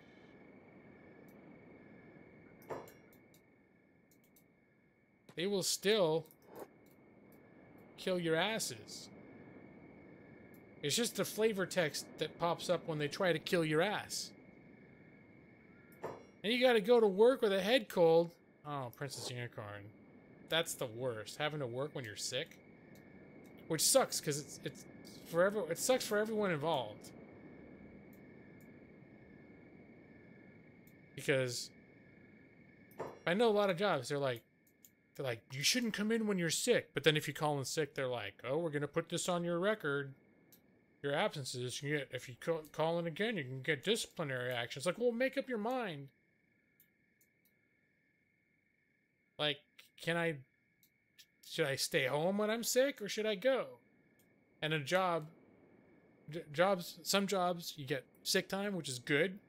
But other jobs, it's like, oh, if you're sick, well, you're just gonna have a hard time paying rent this month. All right. Wow, that is quite the crew over there. Okay, get open those doors. They're asking if we're gonna share, but the fact of the matter is, they're not gonna let us like hand them something. Come here, Jafar. Get in there.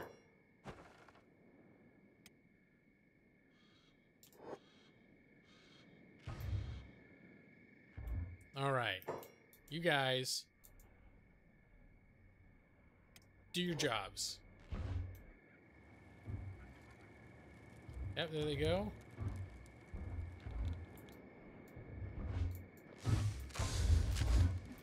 Now you're gonna be sorry for being starving bandits. Thought it was a good idea to chase us, huh? See, it's kind of vindicating because you spend a good portion of this game getting chased by these assholes. And then they just kill your ass. But now it's like... See?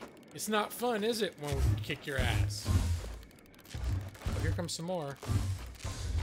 Are you even gonna make it to the gates? Madros and Nick. Oh, you know what? Bard, when Brad Pritchard was here, Brad said that he was going to assume that Bard was a misspelling of Brad. So maybe I should send Bard back and make Bard Brad Pritchard. Yeah, I think I'm going to do that. Just because I remembered he said that. He was just, I'm sure he was just joking and it's not a big deal. But all of a sudden I remembered that he said that. And so that makes me think I should make him,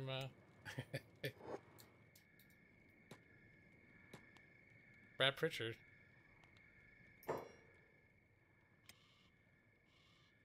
Are you guiding Aladdin to the Cave of Wonders?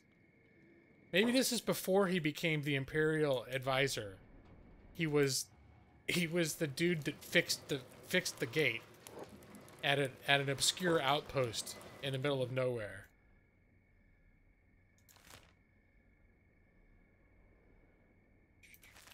All right, Brad, Bard, we know who you are.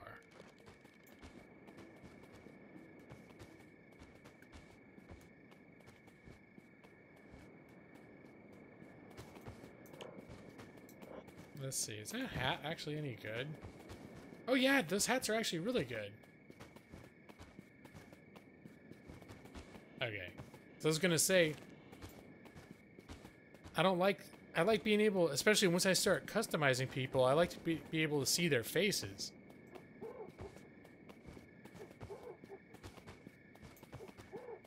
Alright, go Brad! It's Bard, but we all know. Wow, that guy's arms were both dangling dead looking to the left. See, he looked like he was not into fighting.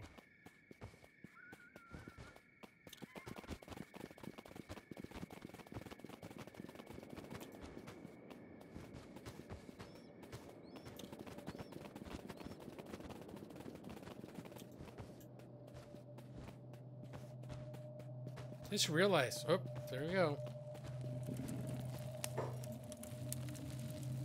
This is kind of sad, but Brad's are... Oh, that's what happened. I was like, why is he wearing cheap shoes?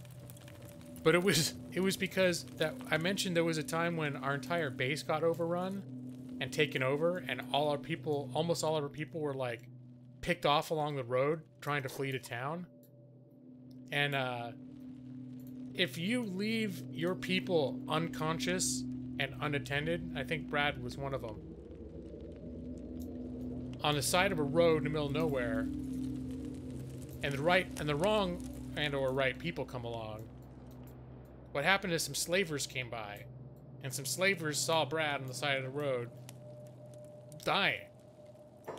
And so they patched him up and captured him. And he became, at that point, a slave. But unfortunately, they didn't get very far before somebody attacked them. I think some of the other slaves might have revolted.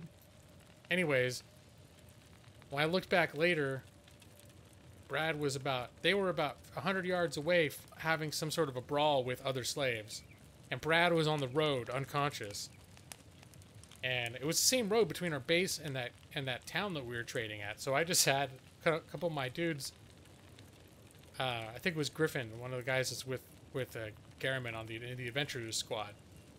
He picked him up and carried him to an inn, and when you're designated a slave, actually, you got to be very careful. It wears off after a while, but for like several days of game time, if the wrong authorities see you, you'll be designated as a criminal, like an escaped slave, and they'll recapture you and return you to the slavers. Sucks. Okay.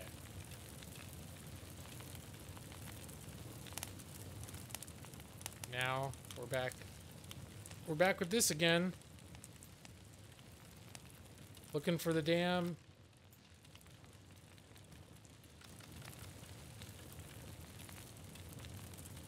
It's the traitor?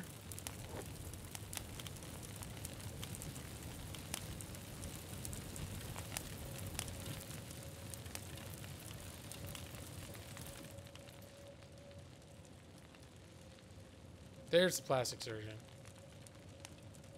Alright. Take off your hat.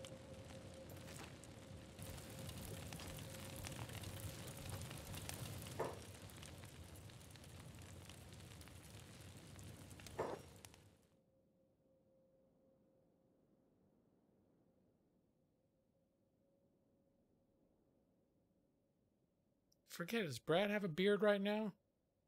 I know sometimes he does and sometimes he doesn't.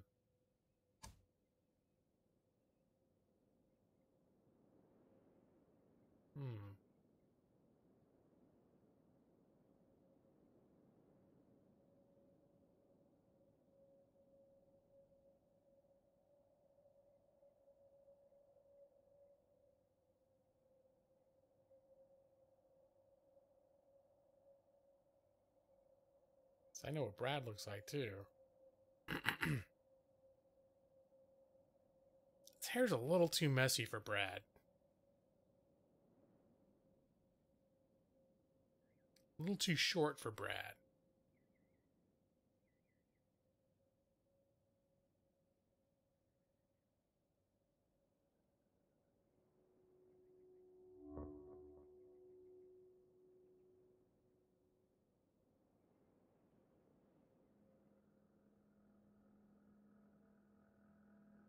A little too scruffy for Brad.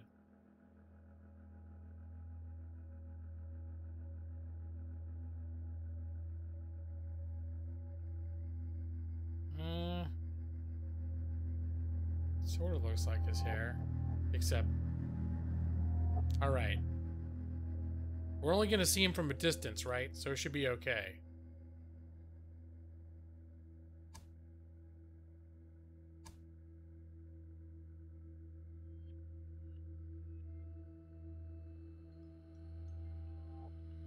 Oh yeah, we give him some death paint.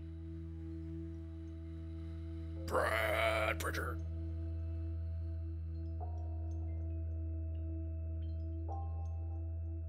There. We'll give him some war paint.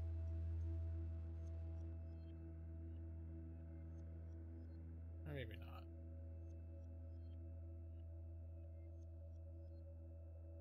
Yeah, we're still getting it worked out. Hey, would it be cool if I gave Brad this skull mask? That's too crazy. We're still getting it sorted out here, Princess Unicorn. Yeah, I like that one. I mean, we're doing good. We're doing good. The mainly what we're getting sorted out is my work, which I was supposed to start a new job a couple weeks ago, but they have multiple layers of background checks that have been coming up, so I have not started it yet.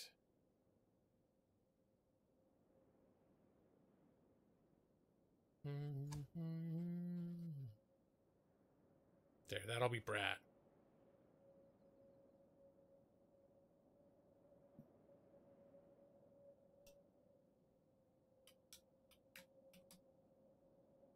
Brad Pritchard. Oh, I guess you can't change the gender. Huh. Thought maybe you could. I'm not trying to for Brad, but you know.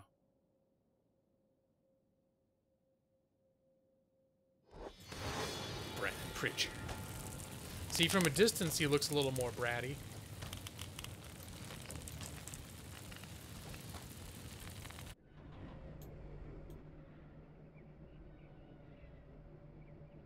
Brad Pritchard. Get back. Get back. Get back to base.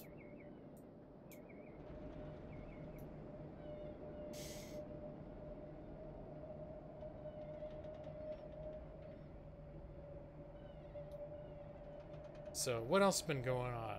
I tried to, I've been trying to get into Total War Warhammer. I don't know if anyone's played that. But I've been a fan of the Total War series since the late 90s. The original game they released was Shogun Total War. It was like 97 or 98, and I had that. And I played the hell out of that. And I've been playing their games ever since. But I've sort of been out of the... I've been out of the loop of it for, gosh, like 8 years. I just haven't really been in the mood to play it, like, ever. And recently I started getting kind of the itch to do because I bought Warhammer on sale last year, but there's a big sale this year on, like, DLC packs and things like that. So I picked up a little more Warhammer content of the Total War series, and I've been playing that a little bit. That's kind of an interesting game.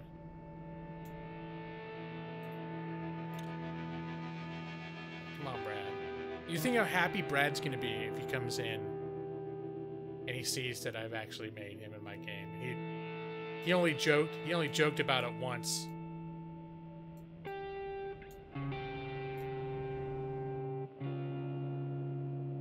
I think he would like that the game randomly started playing this edgy music when he returned to base.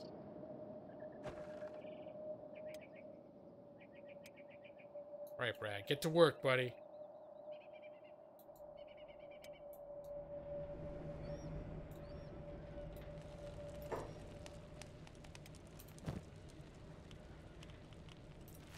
Speaking of work, he's our armorer.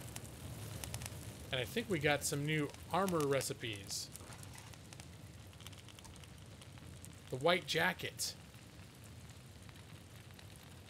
What do we need for those? Fabrics on armor player 1. Okay, I'm gonna make like, hell, 2, 3, 4, 5, 6, 7. I'm gonna make 8 of these. So he'll have something to do. Molly, I want to put back. No, I'm not using her as a traveler right now. I'll keep her in.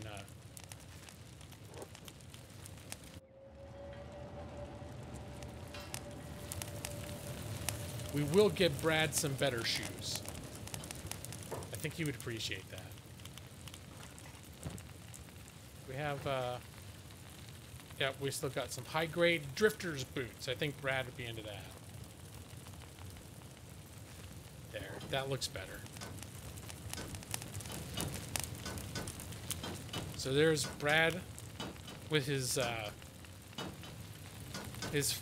finely honed crafting skills going to work, making the new armor that we just learned how to make. Speaking of which, oh, now it's 7:45 in the morning.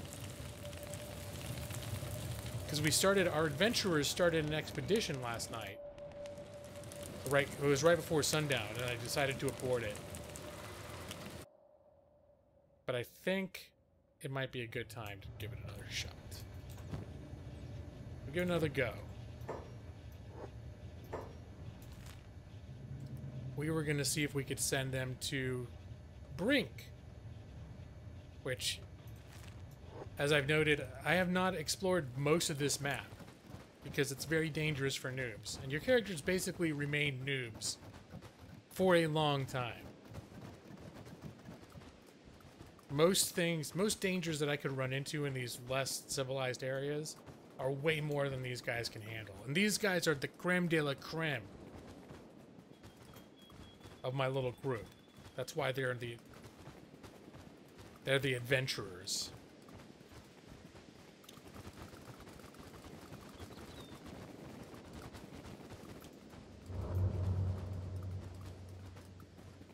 Just note to self, last time their questionable AI had them randomly trying to cut through a pool of acid, which is not First of all, I didn't realize it was acid. Some of these pools I've been through it, I don't remember them being acid. Maybe it was just the one that was where this tanker looking thing. Here. Just gotta keep an eye on these guys.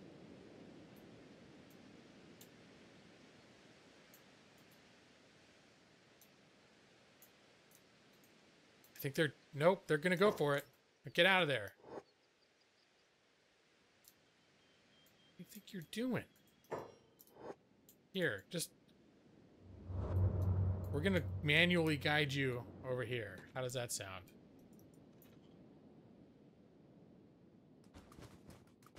Because you guys... Well, it might be part of a problem, too, that I'm sending them to a part of the map they've never been to before. Maybe they're extra confused because of that. No, I don't think there's any good reason for them to go through the acid. Guess they got some sort of, like, truth or dare game going on that I didn't know about.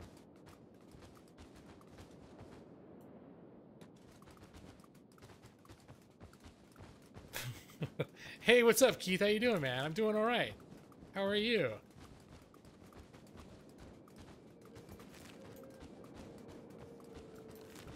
Okay. I'm still getting things sorted out here. It just feels like I've been saying that for months, but it's still true. Hey, don't go into... Don't... What are you doing? Okay, I think maybe this is just water. I think it's just water. Some of these pools were acid, and it's like, don't just go into acid for no reason. That's all I'm saying.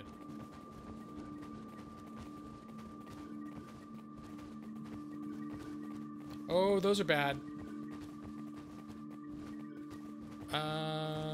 Here.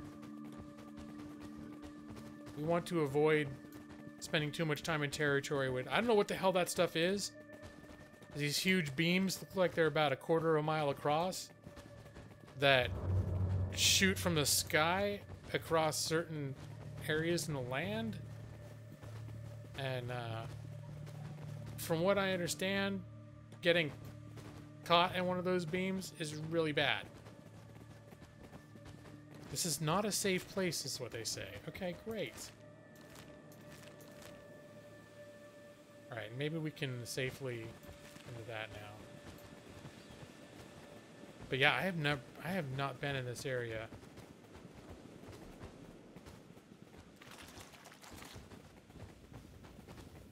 So apparently there's an area where there might be spiders and those dinosaur things that I don't like. What was that?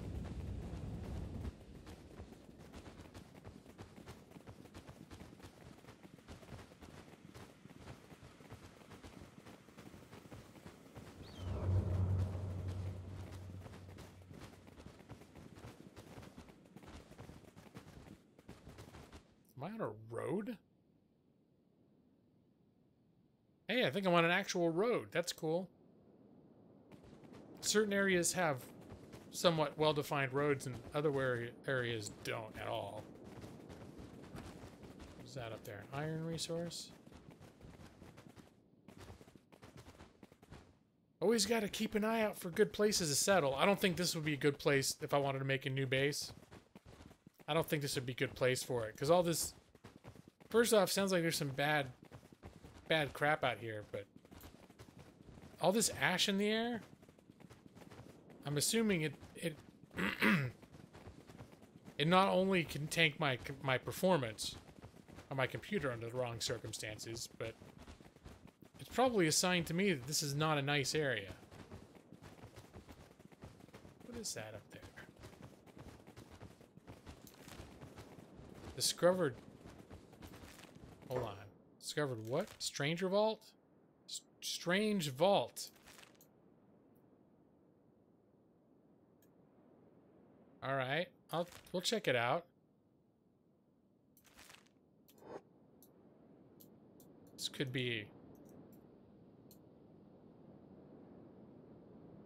But part of this all is just... We're just exploring right now. Chances are where we're going right now is gonna have some stuff that's not nice. We're basically in hunt. We're on an expedition for technology, ancient technologies. Or sometimes you can stumble across like nice weapons and stuff too.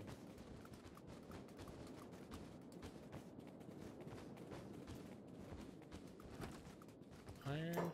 Oops. Not seeing anything over here. There's a door. Looks like we can pick the lock. I like spiders behind glass or farther away, not near your face. I don't care for spiders near my face either. Okay, who's good at picking locks? He's got level 20, 19, 19, 1, and 17. All right. Garriman, would you do the honors? Oh, he's not skilled enough. Hey, maybe we can smash the door. Okay. Who's strong? You have 43, 46, 26, 39. Manda is the strongest among us. It's like in real life. This is modeled after my wife.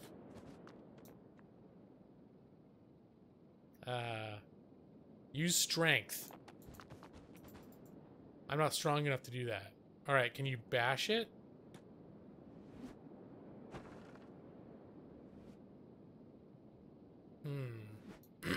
Alright, everybody. Help.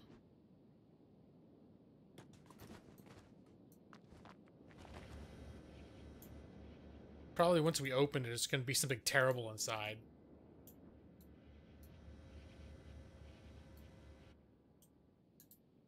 Whoa, hello. Alright, I was just checking to see if is there... Hey, hello! Alright, this is really awkward. They have some very awkwardly placed environmental debris.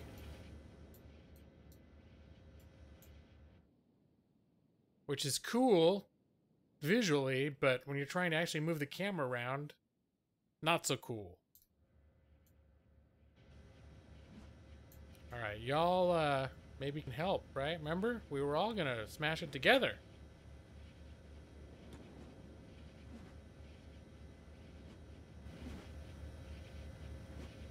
Forget what kind of... Oh, I think that you can actually get, like, tools that are supposed to help you unlock places. Totally forgot about that. You can buy them at certain vendors. I think the town we were in, the techies, they have those because they're a little bit like this is supposed to be, I think, our world after a huge apocalypse where we're basically like blasted back to almost medieval times, but there's still remnants of old world technology. And so these guys, these tech hunters are basically like Indiana Jones style treasure hunters that go through ruins of old labs and old places that would have technology and dig up either texts that help research or items, that sort of thing. And so they'd sell stuff that you could use to pick locks and open doors. This is the first time I've come across a door that I...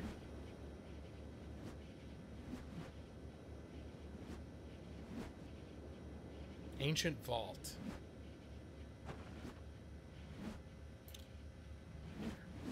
Just speed it up a little bit.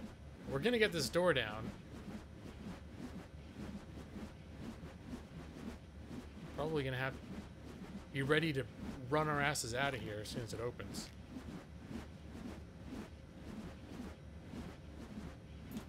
Check. These don't... Our weapons don't wear down, do they? I don't think they do. No. We're good.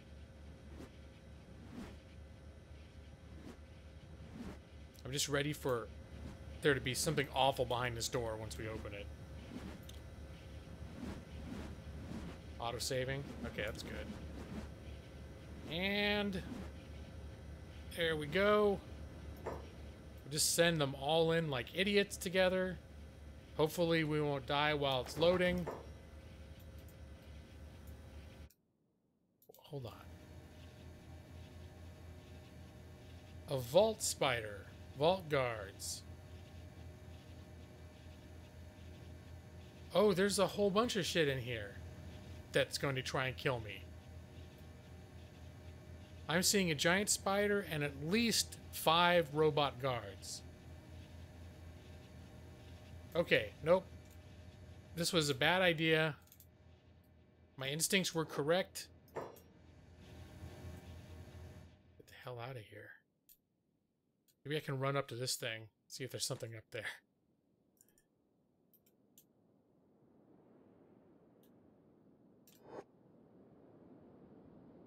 Alright, luckily I think robots... We're relatively fast and nimble.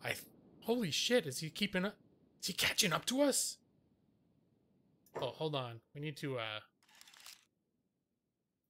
20 miles, 22, 21, 16? Why are you going 16, Griffin? Lightweight.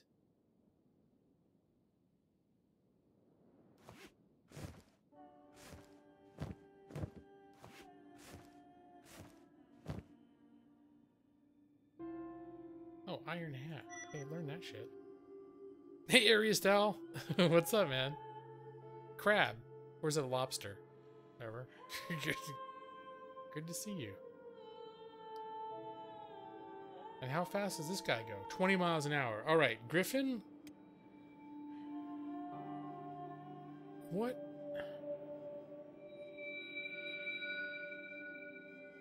What do we need to get rid of?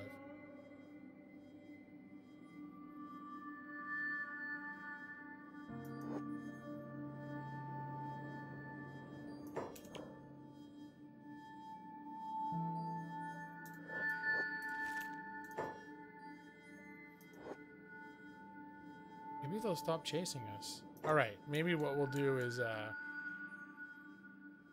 don't think we're gonna be able to fight this thing. This thing is way too badass for us. Here's what we're gonna do. It's gonna, for a bit here, it's gonna be every man for himself.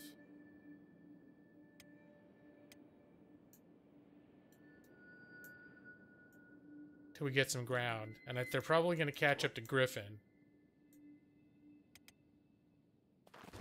And, Griffin's a slow ass right now. I don't really understand why he's a slow ass. And they have indeed caught up to him.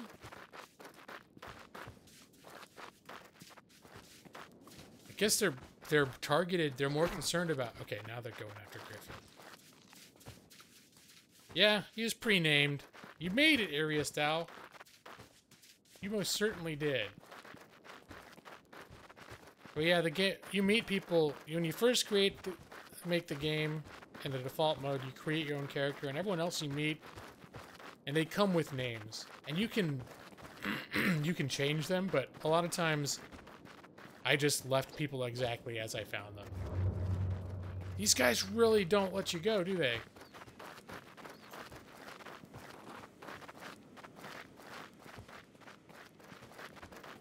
Yep, Peter Griffin. That's right. Must be.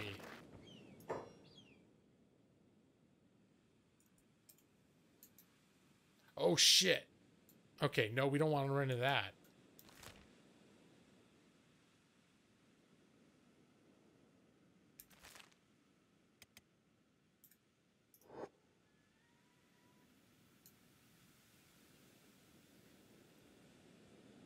Okay.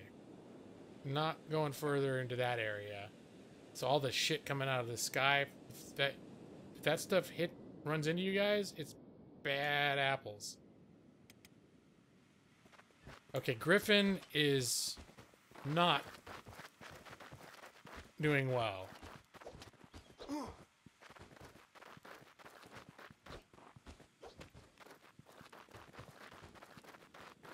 Griffin's taking one for the team.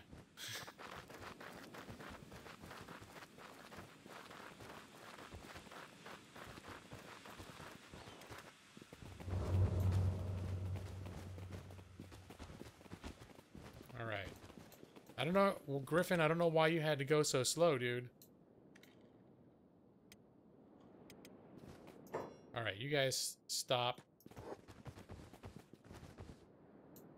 Have I gotten smited yet? Yes? No? Depends on what you mean.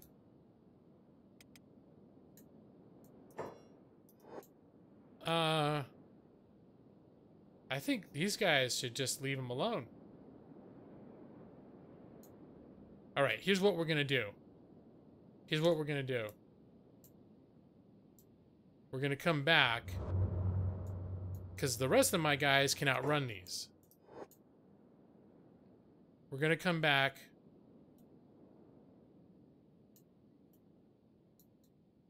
Kenshi will just blast you with holy energy. Is Kenshi a thing? Now, there is those things coming out of the sky, which are distressing, to say the least, and they'll kill you. That has not happened to me yet, if that's what you mean.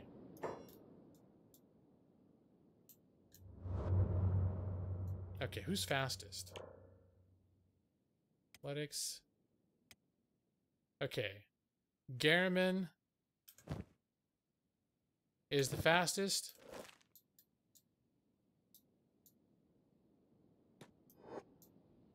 That is smiting. Okay, that I didn't realize what that was called.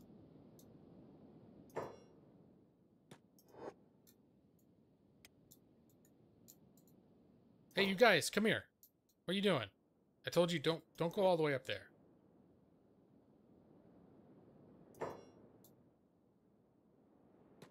Maybe this will work out. Okay.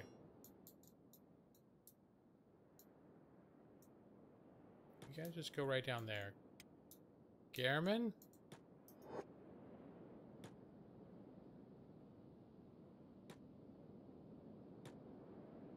Are they just gonna let me do this?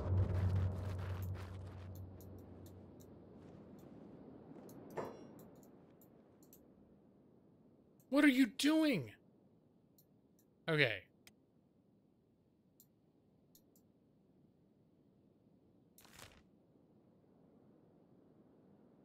Secret drug farm. I didn't even see that over there. I'll have to check that out when we get a chance. You watched God Smite your best friend in real life? Oh my... Okay. Curious owl.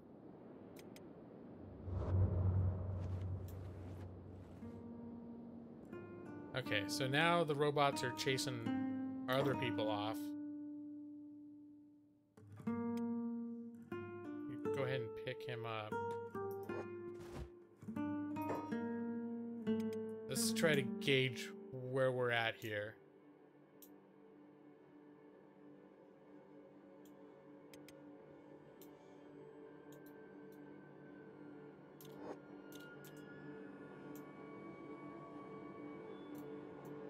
Okay, so they're both chasing them.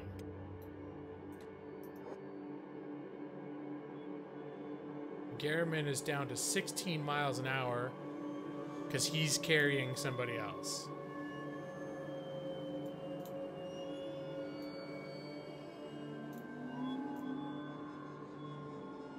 Which means the other ones, I think, can outrun these robots.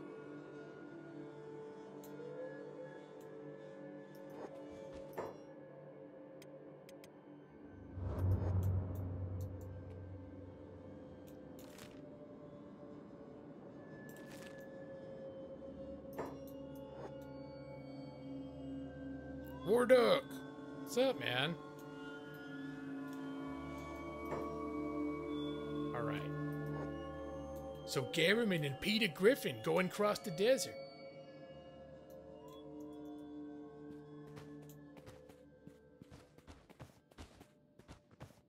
Alright, what are you doing, Garriman? Here, we'll go ahead and set that as your destination too. We gotta be real careful. You gotta be real careful. What? Where'd that dude come from? Alright, this is a problem. Naruto swore God would do something for insulting his favorite anime, and then it happened. Alright, man. Just works all your streaming. How you doing, man? Yeah, I'm doing good. I'm just doing... I haven't been streaming regularly, so this is just kind of... In fact, I'm just noticing, like, barely... No one knows when the hell I'm going to be on anymore, so... So I get a few regulars come and go, but... It's mostly... I mostly just try not to let more than a couple weeks go by between streams, so at least people know I'm still here. That's basically it. But I'm not in normal streaming mode, because real life's in transition. Okay. But I have still been playing this game, Kenshi. Oh, man, are you up? Griffin. Oh, Griffin's up.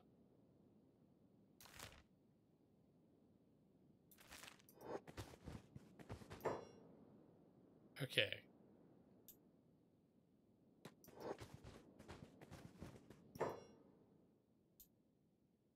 How fast is Griffin running? This is a very... I have a very kind of complex operation going on right now. We're trying to outrun these robots, and it turns out one of our dudes was real slow. And so we had to let him lag behind so they could beat the crap out of him, and then we doubled up and tried to carry him off. Okay, he's now going 11 miles an hour. We're just going to see if we can get him the rest of the way there. He can now go... Now he's not carrying the guy, he can go 22. And the robot can only go 20. Which means this is good. We may have solved our problem. If the robot keeps chasing Garriman, that could solve our problem. So what we're going to do is we're going to double it. We're going to lead this guy the long way around. Oh, God. Maybe we need to go the other long way around. Your whole schedule is going to change level first because your job is changing your hours. Okay. Yeah, that's my whole thing is I'm getting ready to start a new job. My old job was basically working at home, which meant that's why I could sort of stream whenever I felt like it, and I was a lot more flexible.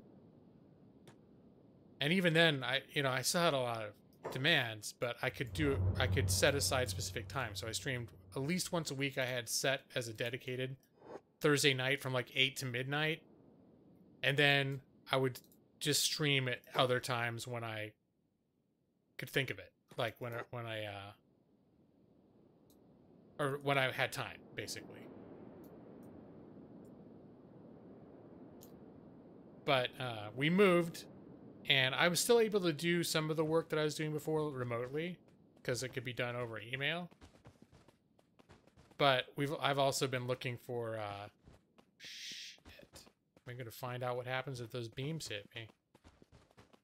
I've also been looking for basically just new regular employment with an actual employer, because I'm a little bit over the working for myself thing. There's some cool things about it, but you know. Anyways, so there's this long-term temp project that's supposed to be, well, looks like it's going to pay pretty well.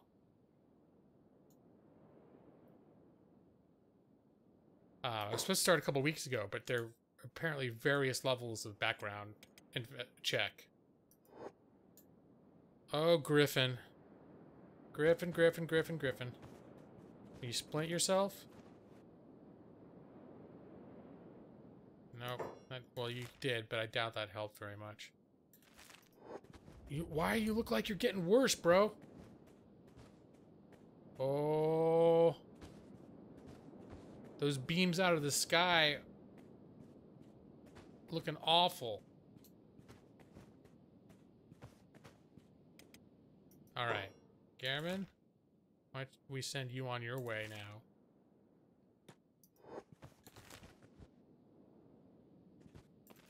Now that we're all properly split up. You've been stuck talking to weird people on Twitter because you have no live streams to watch. Oh, there's plenty of live streams, Sal. They're just not me.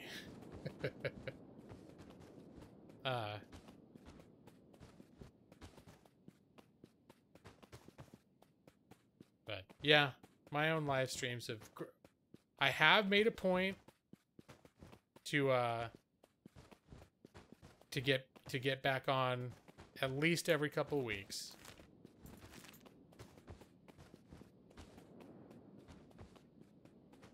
Okay, this is kind of a sticky situation I found myself in. Ho! Where the hell did all them come from?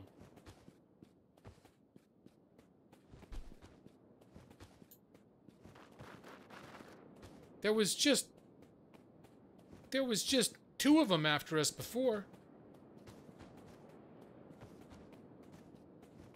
Oh, these are not as strong as the other ones were.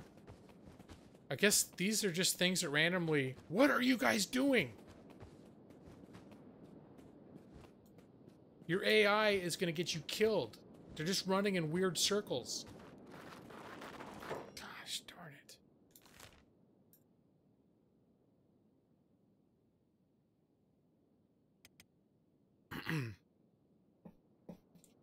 You just struggle a little because you're going from 3 p.m. to 11:30 to 7 a.m. Oh my gosh, yeah, totally. Yeah, the sleep schedule can be really weird. That's where, I mean, I'm going to be doing basically a 9 to 5 type of thing. 8 to 5, which means my old schedule of... I used to do 8 p.m. to midnight Pacific Standard Time. That's probably not going to fly anymore. Because I would stream... I would stop playing at midnight, and then I would hang out for a while, and I wouldn't get to... Then I'd be hungry, so I'd have to eat something. And I would end up not getting to sleep until usually about 2 in the morning on a Thursday night. And that's just not gonna... That will just simply not fly. If I need to be, like, up at 5:30 or 6 in the morning. Okay, Griffin is down.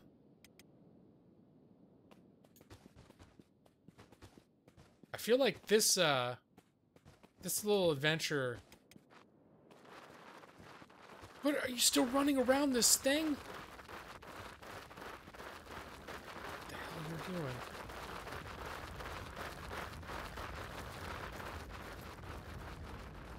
Back for a few minutes. Alright, Nick.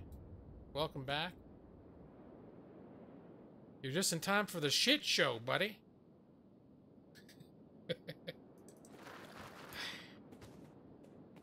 Everything has gotten bad. Everything... This little adventures. Okay, Griffin. How you doing? Griffin is unconscious. Griffin's probably gonna be okay. Let's get an idea of where everyone's at. Is that Griffin? Yes, it is. So G-Lock, or Garriman, go back to Griffin.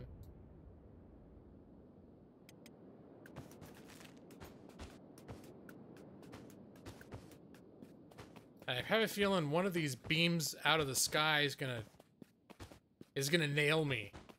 And that's gonna be the end for Garriman. He's gonna be carrying Griffin on his back, and a beam's gonna come out of the sky. And bye-bye, Garriman. Because these things... It's just... I don't think you can outrun them. It's just pure luck that one of them hasn't run over me yet. And hey, Blako, what's up, man? Good to see you. Truth. What are you doing just standing there? Okay, that's right. We're trying to get to Brink. And hope to God that Brink is a friendly settlement, because if they're not, we are effed. Amanda?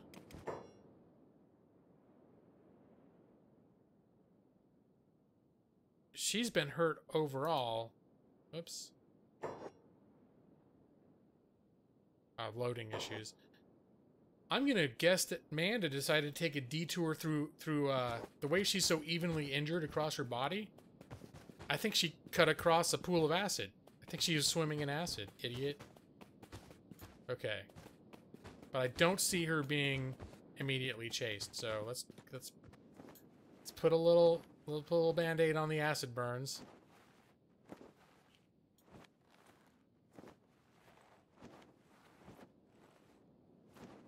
And then let's continue. Truth. Oh, Truth is looking bad shape right now. Okay, what hell? Truth, what the? Oh, maybe they walked into one of those beams. Here, do your thing. Accidentally swam through acid. Yeah, it happens, Serious Al. You understand. She can you splint your injury too? You need to figure out how to make better splinting kits. Alright, you get up there to Brink.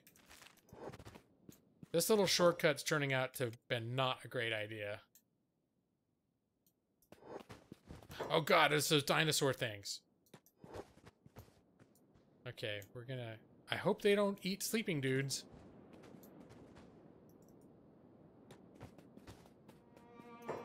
Alright, we're gonna go into sneak mode. Truth, what's happening to you?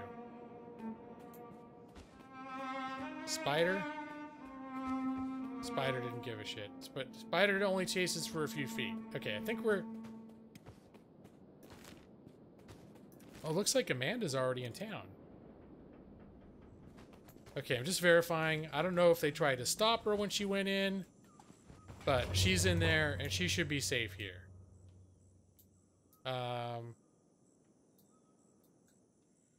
Time is it? 21:27? Just want to get her... Here, we're going to get her on top of this bar. Edition 150. Truth.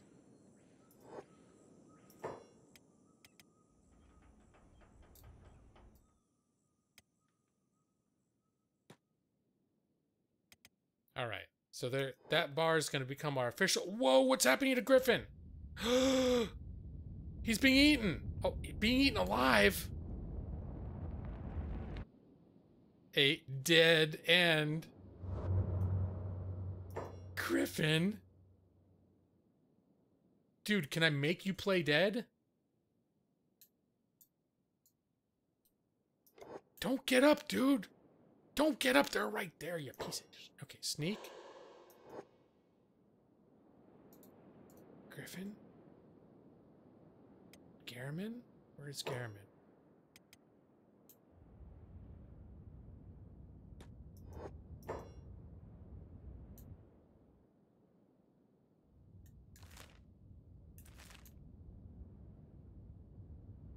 Where are those dinosaurs at?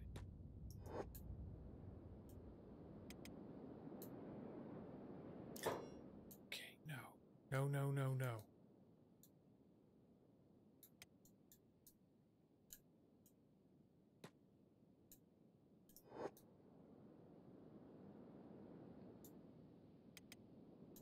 Oh, no. They've seen Garriman. Alright, time to stop snaking. That was the problem, is I was like, I like Griffin. He was special. I kind of have an attachment to him. Now these beams of light are coming from the sky. There's angry dinosaurs that want to eat us.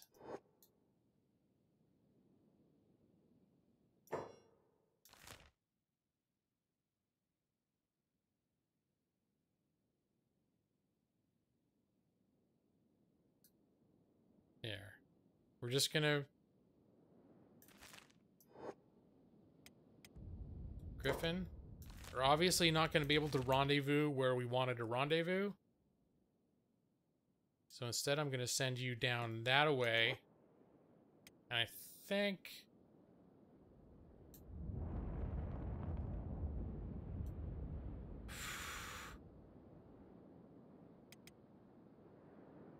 Oh yeah. Oh, he is not outrunning them at all.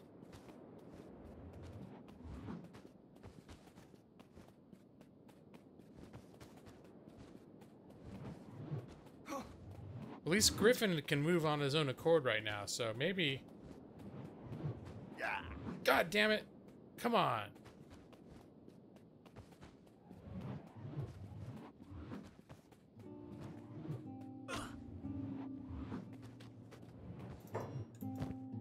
See that? You need to put your hat on, man. Here. This is a good time to put a hat on. I feel like running in... Okay, Garmin's down. And he's being eaten alive.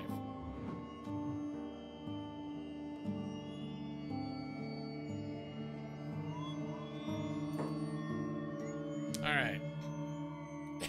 It's awful.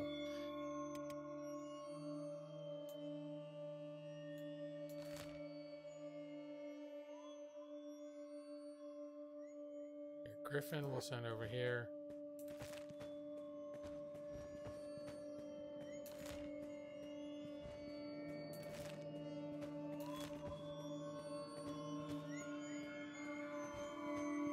We can send Griffin just back to town at this point. Just get to safety. The fast people got a Griffin. If your ass wasn't so slow, we wouldn't be having this issue right now. Are you back up, dude? No way. Okay.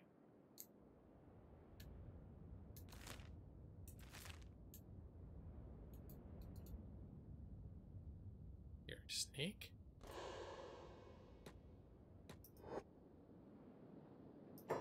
Nope. He's not fooling anybody. Come on. Hey, Peter Griffin is doing quite well.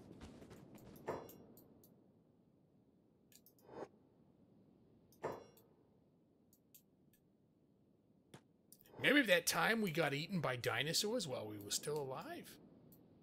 I'm not doing a good Peter Griffin voice.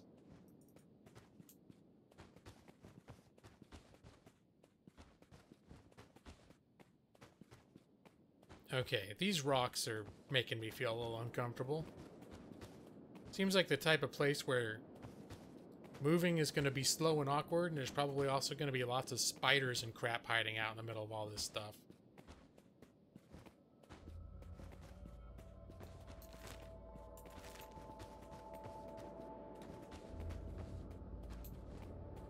But I think at this point, yeah, no one can see us, so that's nice.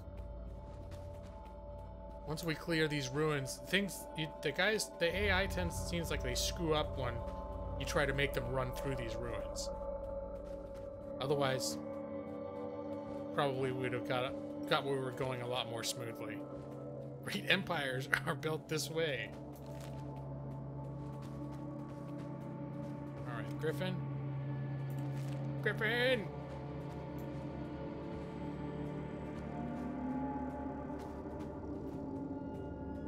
He's only going almost half the speed of the rest of the squad. I gotta remember this. Next time we are all back at regular base, I'm gonna have to reconfigure the adventurer squad.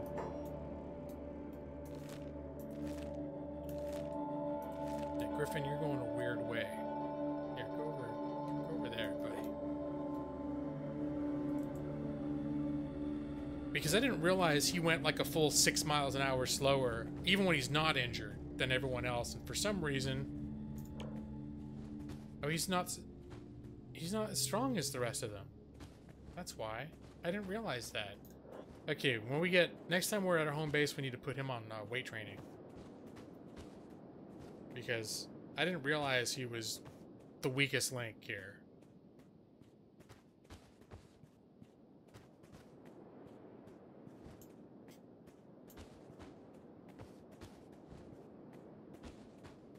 Well, let's see, how's Garmin doing?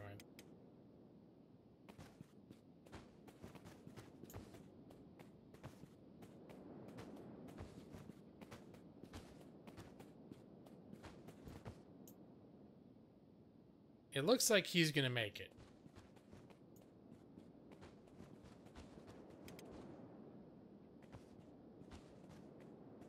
Griffin's our wild card right now.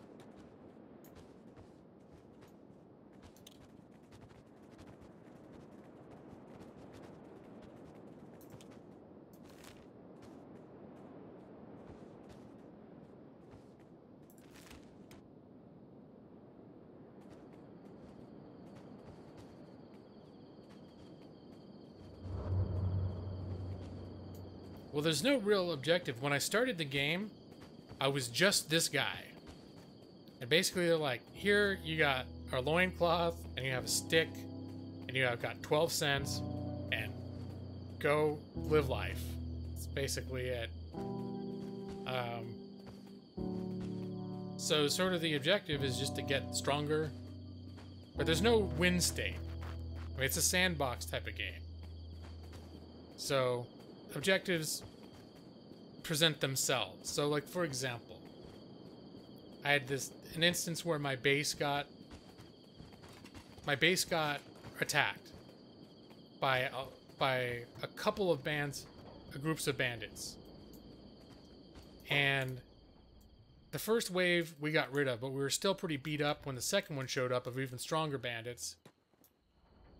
And they started really kicking the shit out of us. So we all abandoned the base. We opened the gates and we fled.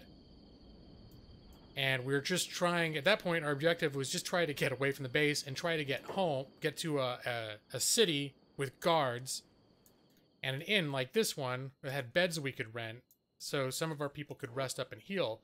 But on the way down the road to get there, our guys are still getting massacred. They're getting attacked as they're trying to run away, and a couple of them don't make it. They are on the ground. So then it became trying to rescue those guys with the couple of people that were still well enough to do so. And then one guy got taken by slavers.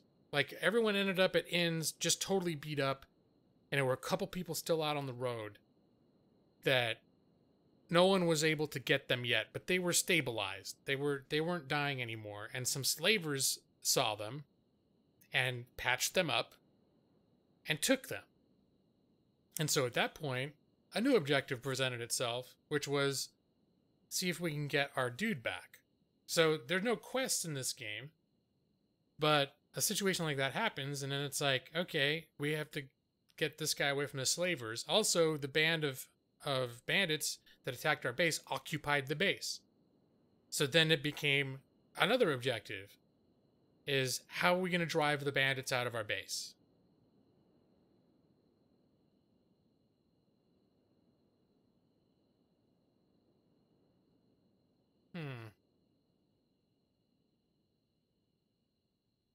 Let me look into that, Keith.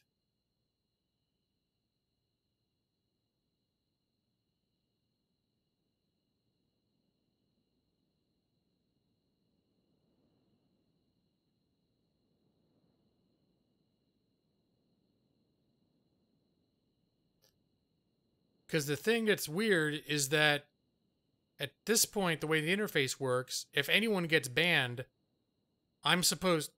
my window will tell me who's been banned and who did the banning. And I didn't see anything like that happen. But I'm gonna go in my community settings and see if your name has been added to a ban list. It could be sometimes YouTube just has weird moments where things don't work.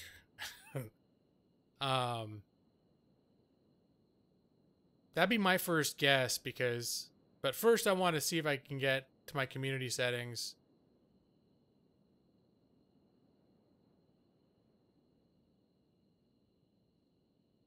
Analytics, videos, dashboard. They changed everything about how you manage your channel, and I'm still trying to figure out how to navigate it. Everything's different now. Okay. Filters.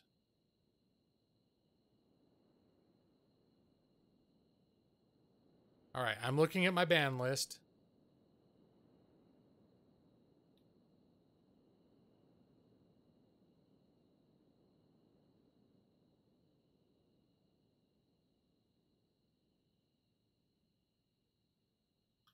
War duck. Well, I'm just wondering if it's one of those things that once you get used to it, it'll be better. But I feel like stuff that used to be accessible is now buried under like submenus, and certain things aren't even implemented yet. Like when I was trying to look up, I just wanted to see who was still on my sponsor list or membership list, and it was buried under like a submenu, and when I got to it, they're like, this has not been implemented into the new studio setting. Click here to go back to the original studio. I'm like, okay. Yeah, the live screen is buried under a submenu.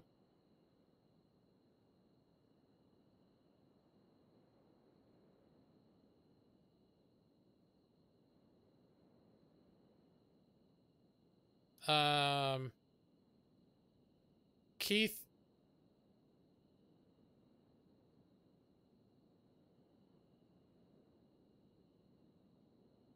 You're fine, man. I mean, there's nothing on my end.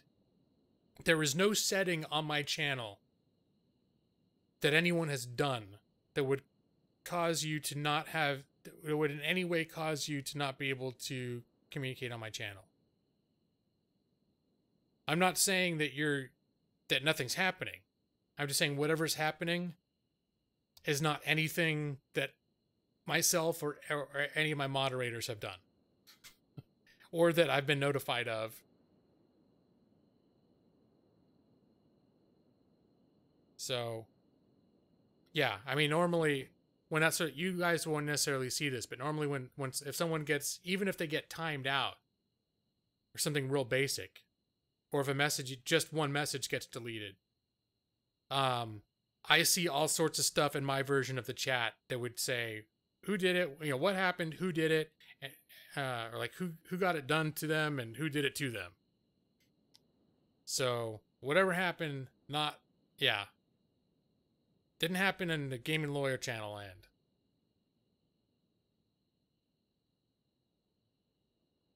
Yeah, other moderators can see it as well. So like Nick would be able to see it. Oh, I need to, now that I've clicked back in, I need to give my game a chance to get to it doesn't let, like, so when I alt tab, sometimes the game doesn't like to let me interact with it.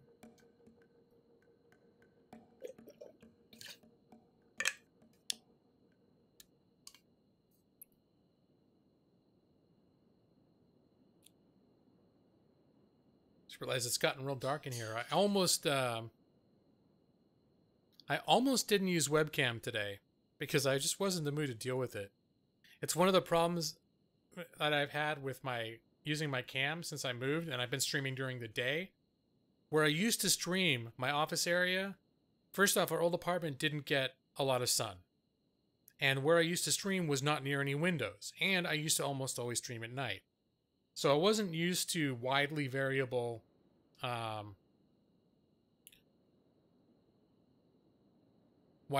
lighting, like, during my streams.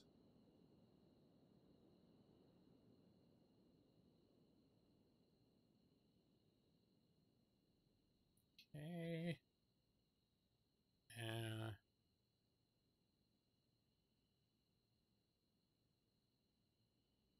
Well, I don't know.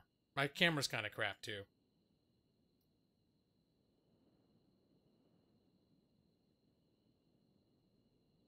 Well, yeah, I don't know what happened, man. I think there was a hiccup, but it was nothing that anyone did.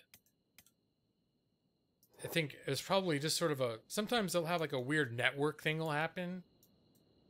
You have some sort of a network glitch and YouTube won't know how to, and not that you're having it, but YouTube's having it, and YouTube won't know how to express what's happening to it. And so it'll just make up something. I don't know. Oh yeah, Keith, absolutely. If you thought you'd gotten banned, you should let me know. Because I know in the past, there have been sometimes people and moderators and stuff not getting along, and, you know, and if something is going on that's like without, like if I have a moderator who's just banning people, which that in my knowledge has never really happened, where I haven't really had moderators that just banned people. Like, here's the thing. Ariest Owl just left a message that got held for review, but that was automated. And I was able to see that happened. Bird flipping its shit in the tree next to your window. It's like my bird earlier. I had to put her in a soft reset. Oh, I'm still,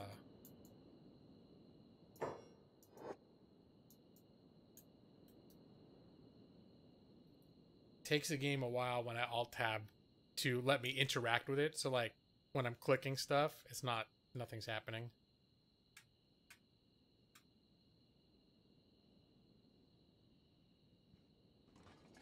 Yeah, I think it's because you said shit. YouTube,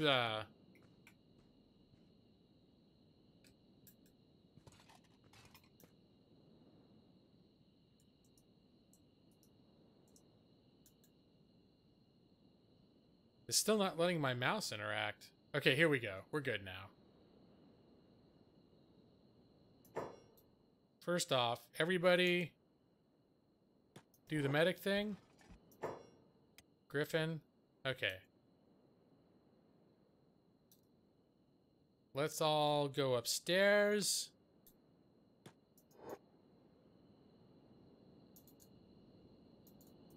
Any other inns in this town? Before I commit. Doesn't look like there's a lot of sleeping areas. Raid alarm! Operation Raid. What am I seeing over there? I see Flapper, my old friend, leading valiantly an Army of Dark raid from my other longtime friend, Mr. Dark Jake 13. How you doing, guys? Thank you so much for the raid. Let me see. We'll do the how y'all doing? I'm having a very low-key check-in, hanging out stream. So, playing a little Kenshi, game I've been playing for a while. There's Yumi. So, welcome Flapper, welcome Josh, welcome Yumi. Hashtag stores keyboard needs replacing. Okay. Or is it Stow Res? I don't know. Stores. How you doing, Yumi?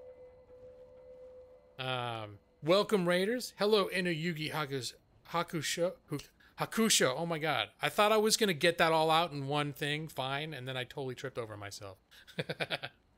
You take the brunt of the raid damage? So that's fair. Someone's got to do it, Flapper. How you doing, man?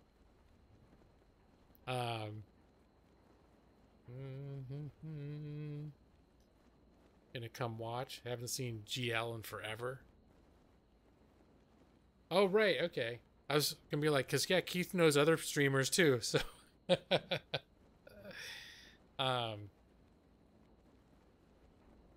want to see... Hey, maybe she'll be calm now. I had to put her away because she was being too, she was very hyper.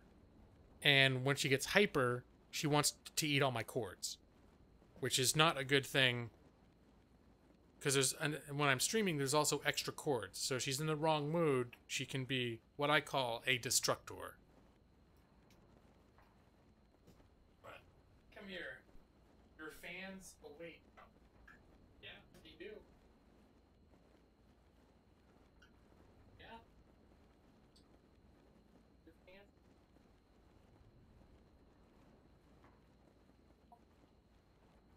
No. No.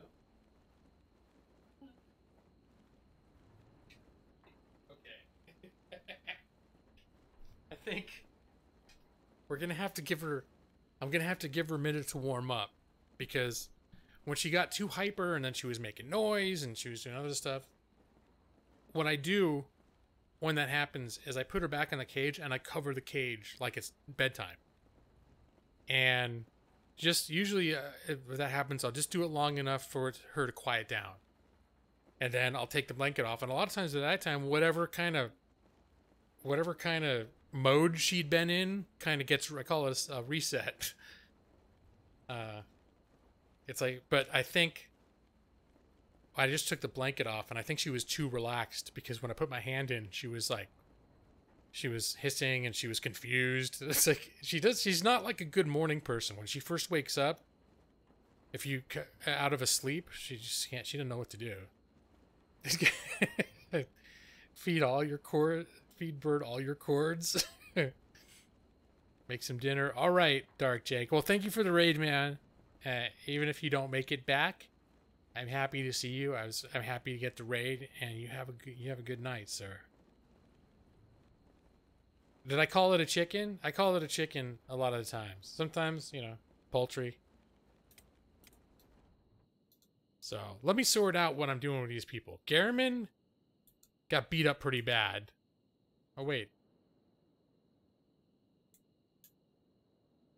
Are there no regular beds I can sleep on? Sitting pillows? Okay, here's some beds down here.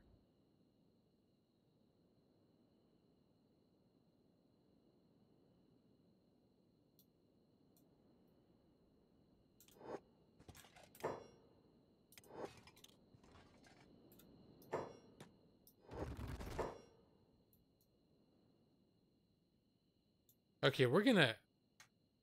Cat's afraid of your computer.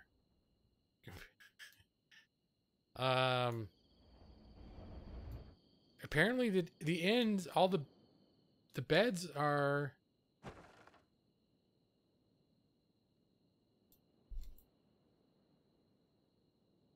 The beds are not available. There were no more beds in here. Were there? No, nope. Well, step 2 at this point, since this is... We are really far away. Our home base is over here, which you may not be able to tell the scale of this game, but that's a long way. So it would make sense in this case to, if there's like a building that we could purchase, since we've saved up some money. We've got 96,000 gold or whatever it is. So let's see if there's any buildings for sale that we can use as a remote base.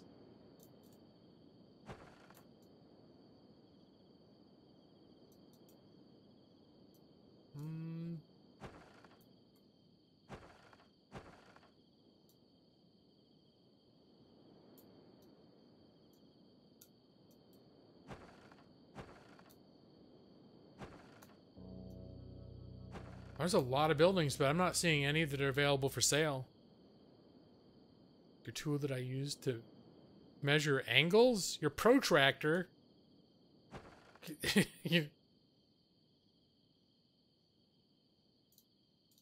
That specifically frightens your cat.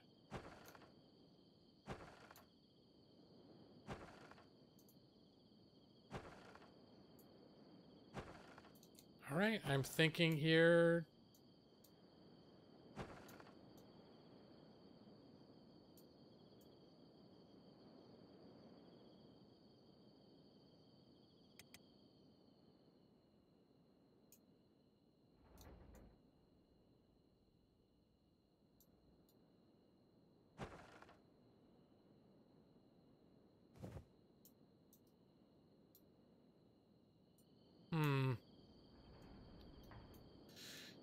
This is troubling.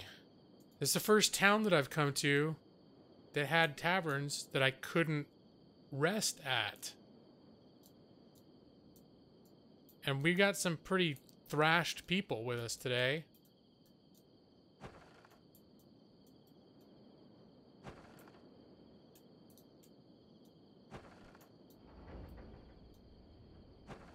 Oh God. Really? Okay, one building's available for purchase, but it's 24,000. That's a big investment just to be able to get some damn sleep.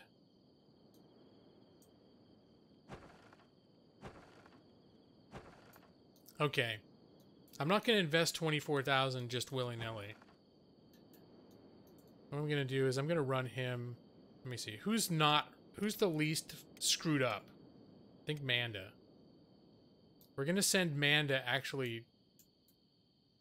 Well, this area is not even behind the wall, though.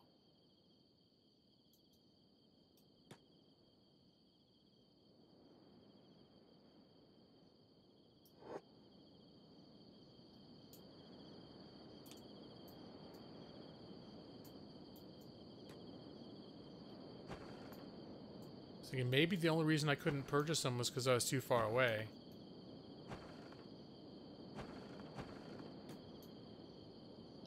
You'd think these ruined buildings, at the very least, they'd let me buy.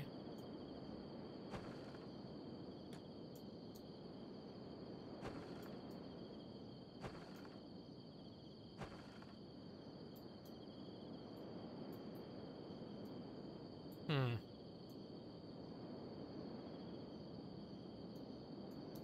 Well, no, in the rest of this game, because I've spent, trust me, my guys have spent a lot of times away from home, sleeping in beds and inns. And usually what happens is on the roof of the inn, like in this case, you'll see the beds, and if you left click on them, like here, there's already people sleeping in them as a thing. So maybe if I wait until, and I think I even checked it before, and I clicked on it, and it said, bed costs $150 to rent. And usually you just go sleep on it, and then it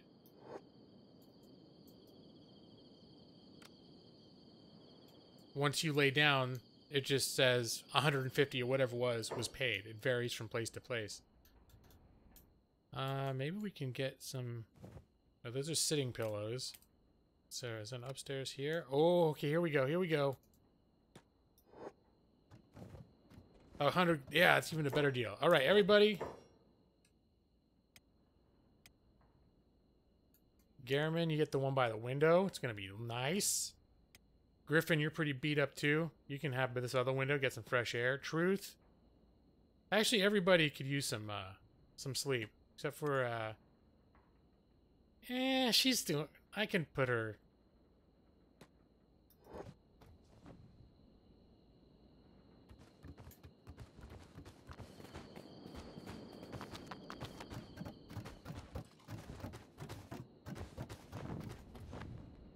All right. See, that's how it works. I think the first time I've been in an inn in this building model, because I'm in a different part of the world.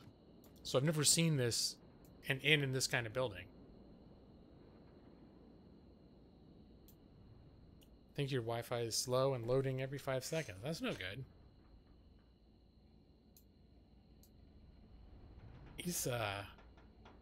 I think you're betting wrong. Oh well, Griffin. You do it. You do you, Griffin.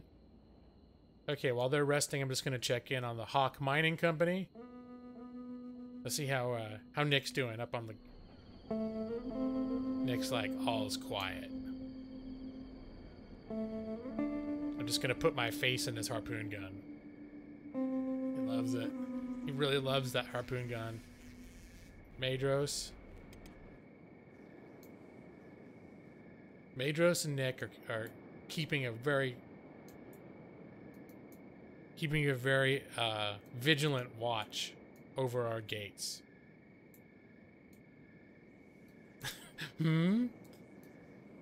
Okay, yeah. You're now in the game. You're serving a very important function. See, Jim, Bad, and Molly.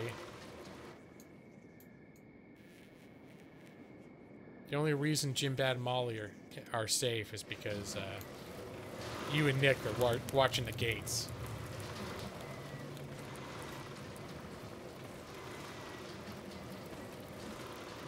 All's well on the Eastern Front. Yeah. It's nice to see some familiar names. I'm glad that our guys were able to sleep in some beds without having to buy a building for 24,000 gold. Alright, let's take this opportunity to, Jim Bad.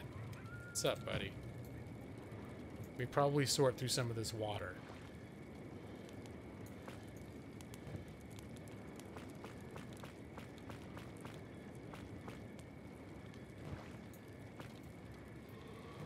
I mean, I know I built the extra wells just so I wouldn't have to worry so much about it.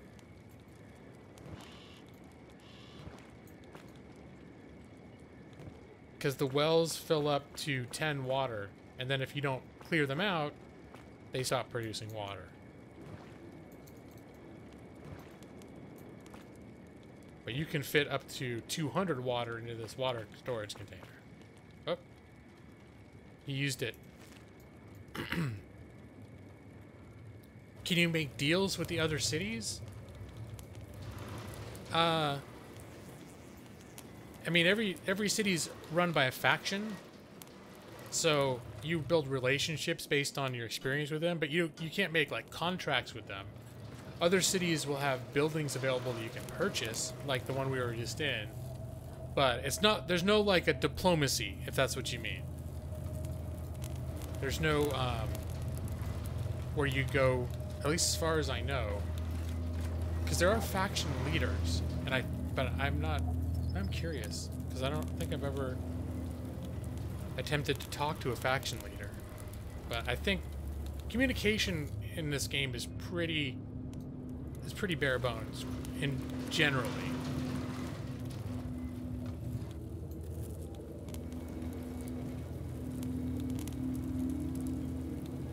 There could be a Jim Bad and a Nick Good. Kind of like Jim Bad. It's like a cross between Jimbo and Sinbad. So Jim Bad, he does the farming, and then he bakes bread, and then if there's any cactuses left over, he uses them to make rum.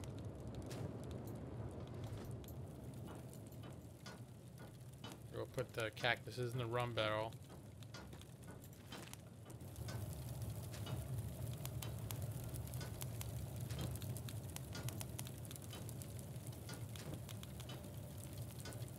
These are some very nutritious sandwiches that are made out of cactuses and bread. Looks like right now bread is the bottleneck in our little assembly line.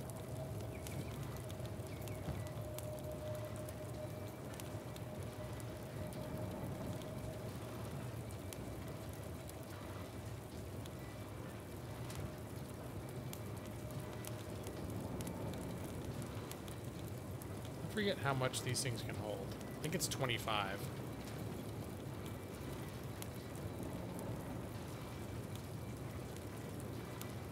Yep.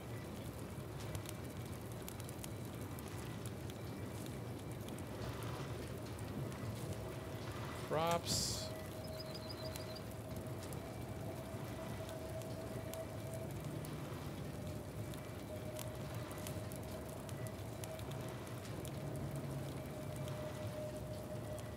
Cactus really helps hold a sandwich together. You wouldn't think.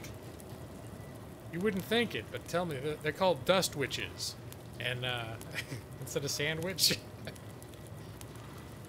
And they're satisfying. I mean, just ask my people. They love them.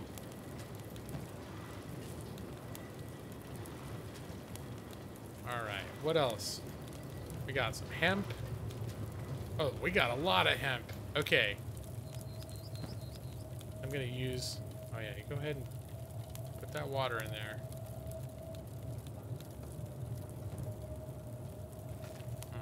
Maybe I need to find someone. He's too busy using his inventory right now. Who else has a big bag? Jafar? What are you doing, buddy? Okay, we're gonna use Jafar's bag. He probably is close enough that I don't even need to,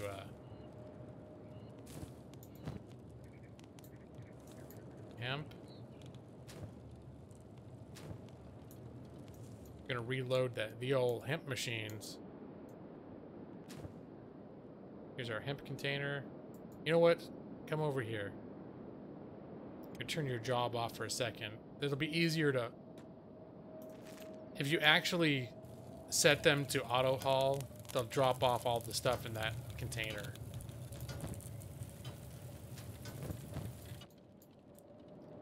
So...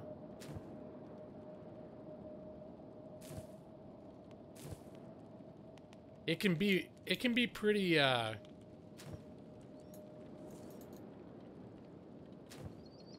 can be pretty micromanagey if you really want them to be. Whoops. Oh no! Son of a bitch. That's a problem.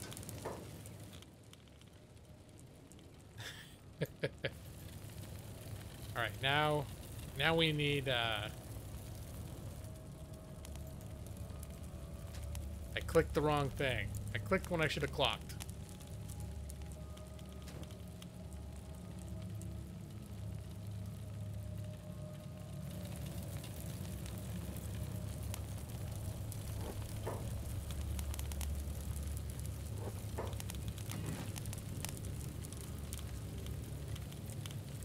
That was,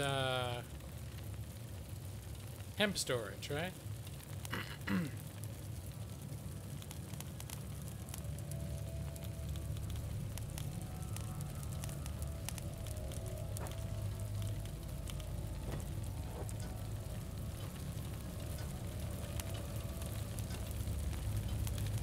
That was not well done. Searching for a diamond in the rough. Well, you could have been Jafar, but I think Jafar was way too active, and it sounded like that wasn't your speed. I could be wasting his talents. Oh, that's Brad. Here we go.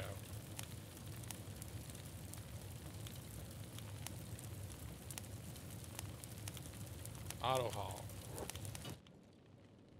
That's all I wanted to do.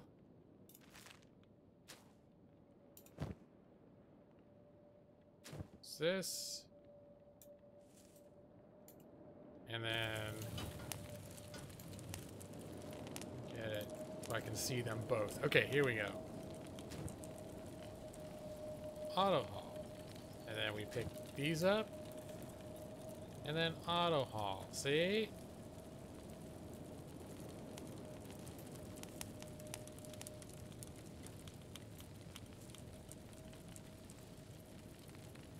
If you accidentally click dismantle, that's a problem. Can I just on it like that? No.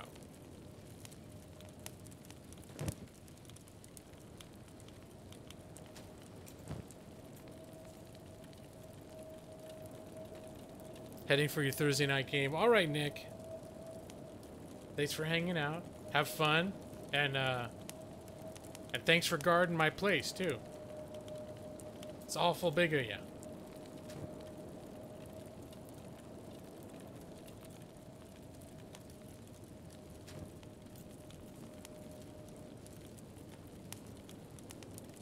This thing can really hold a lot of hemp, can't it?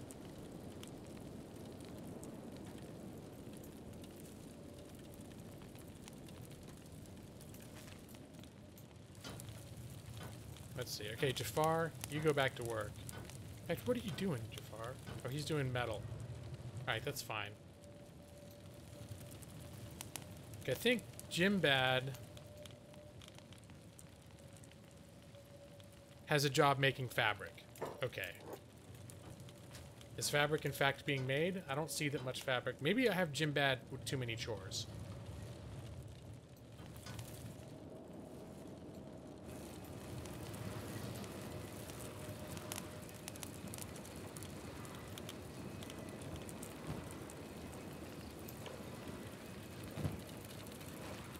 So you know what? Maybe Jafar... We're gonna have Jafar working the hemp cloth loom.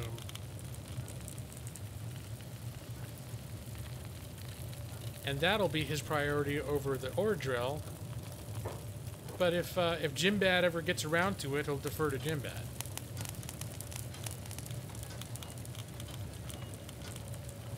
Because it'd be nice to have metal production going, but also... Let me see. Oh, these are full? Okay, now it's time to do a little inventory management with those, too. Molly?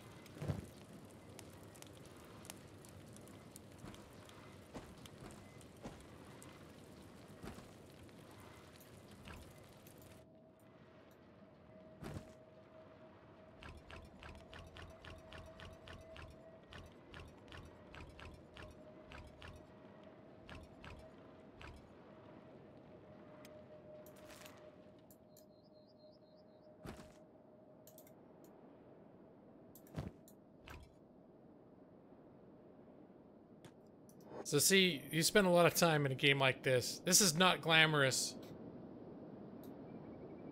But you spend a lot of time doing stuff like this. Like, you realize this container's full. So... And then how are we doing in here? 'Cause these are the guys that are actually using the iron plates. And they're out, which means probably every time they need iron plates are running across the whole damn place.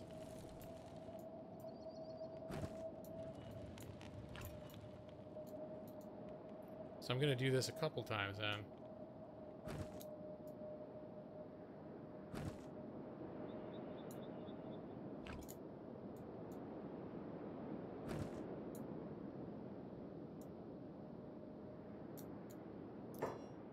Hey, traders are here.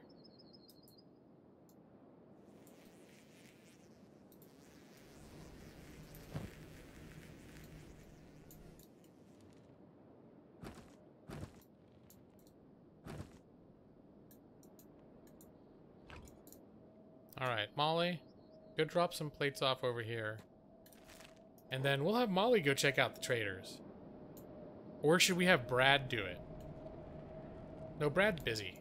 Brad's building things. Where's Brad? He's running all the way to get his plates. Alright, yeah. We don't want to bother Brad. Brad's crafting. Let Molly do it. Our ninja lady with the giant backpack.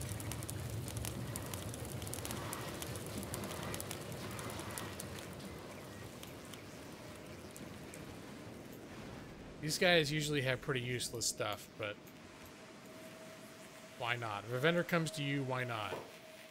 I should have brought stuff out to sell them. Oh, they don't have a lot of money anyways. Do I need the old? These are like the basic level research books. I'm not even sure I need those for anything anymore, but I'll buy some of those just to be sure. Missy's got 33. I'll buy down to there. That's good.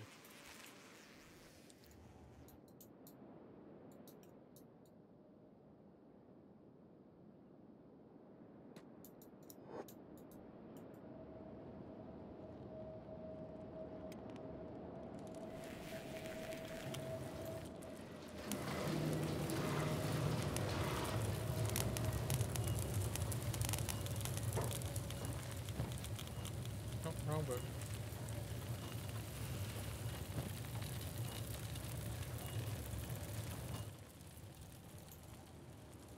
All right.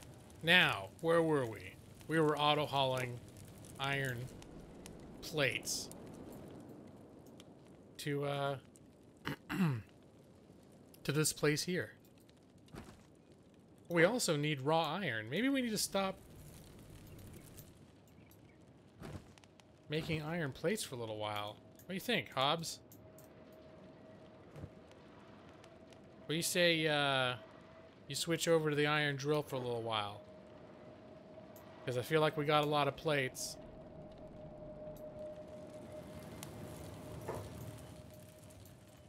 And Molly?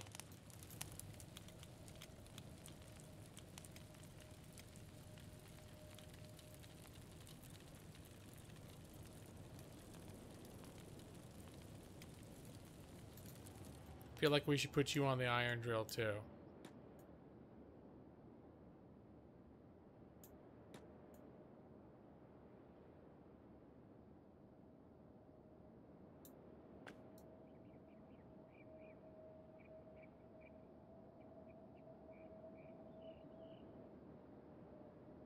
So now that'll be her top priority. Hobbs.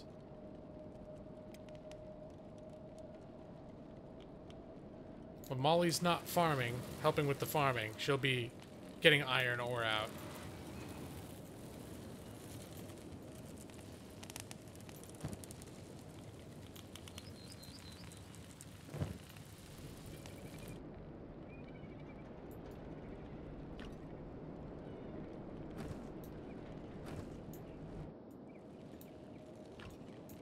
Let's get some more plates in here.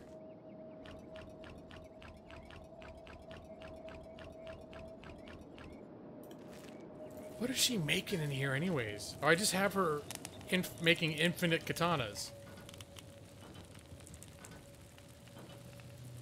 All right.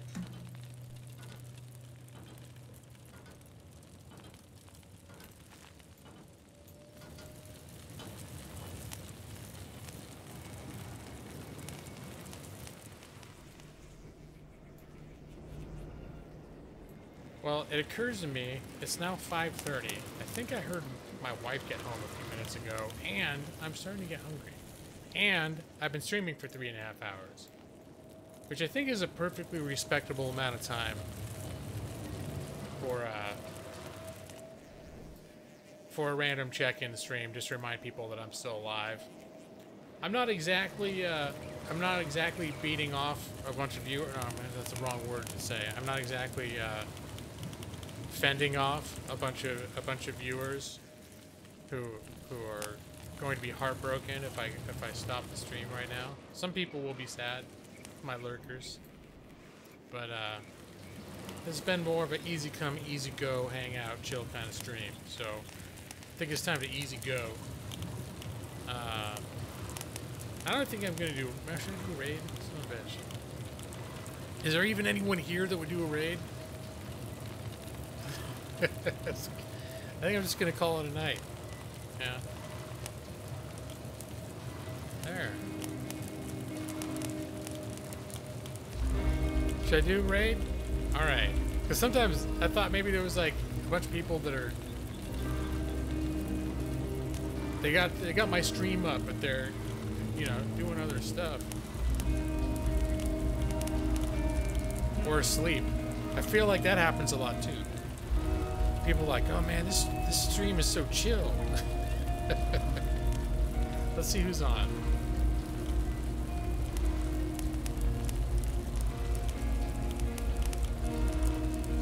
Foodereer. Thank you, man. Have you been one of my lurkers tonight? What's up, man?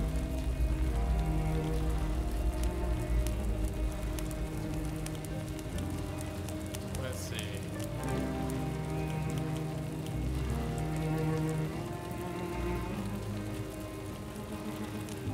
Yep, you caught me right up. I'm all out of steam right now. Let's see, who's on? Who's on right now? You know what? Let's raid Stingray Gaming. He's only got 2 people watching him right now, and he's playing American Truck Simulator. So those 2 things that I like. I like Stingray Gaming. I like American Truck Simulator, and I feel like the dude should have more than 2 people watching. I thought I was having a slow night, but let me get you. We can do us a little hashtag Lawhawk raid, like so. Primer. And let me get you a link. Hold on a sec. Just realized my game was still running in the background. I saw Molly and Jim Bad running back and forth. Running back and forth harvesting cactuses. Like, oh, whoops.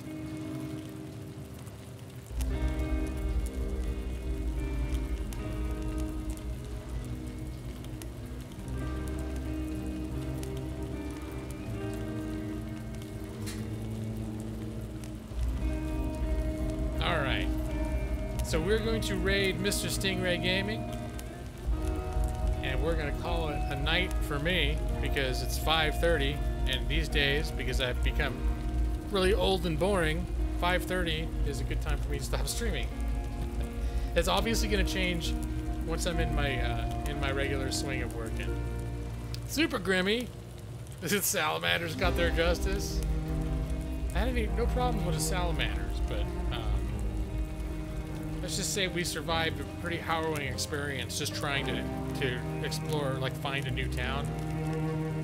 We found this, there's this old technology vault. We had to break the door open. It took us like, I don't know, probably a half hour to break the door open.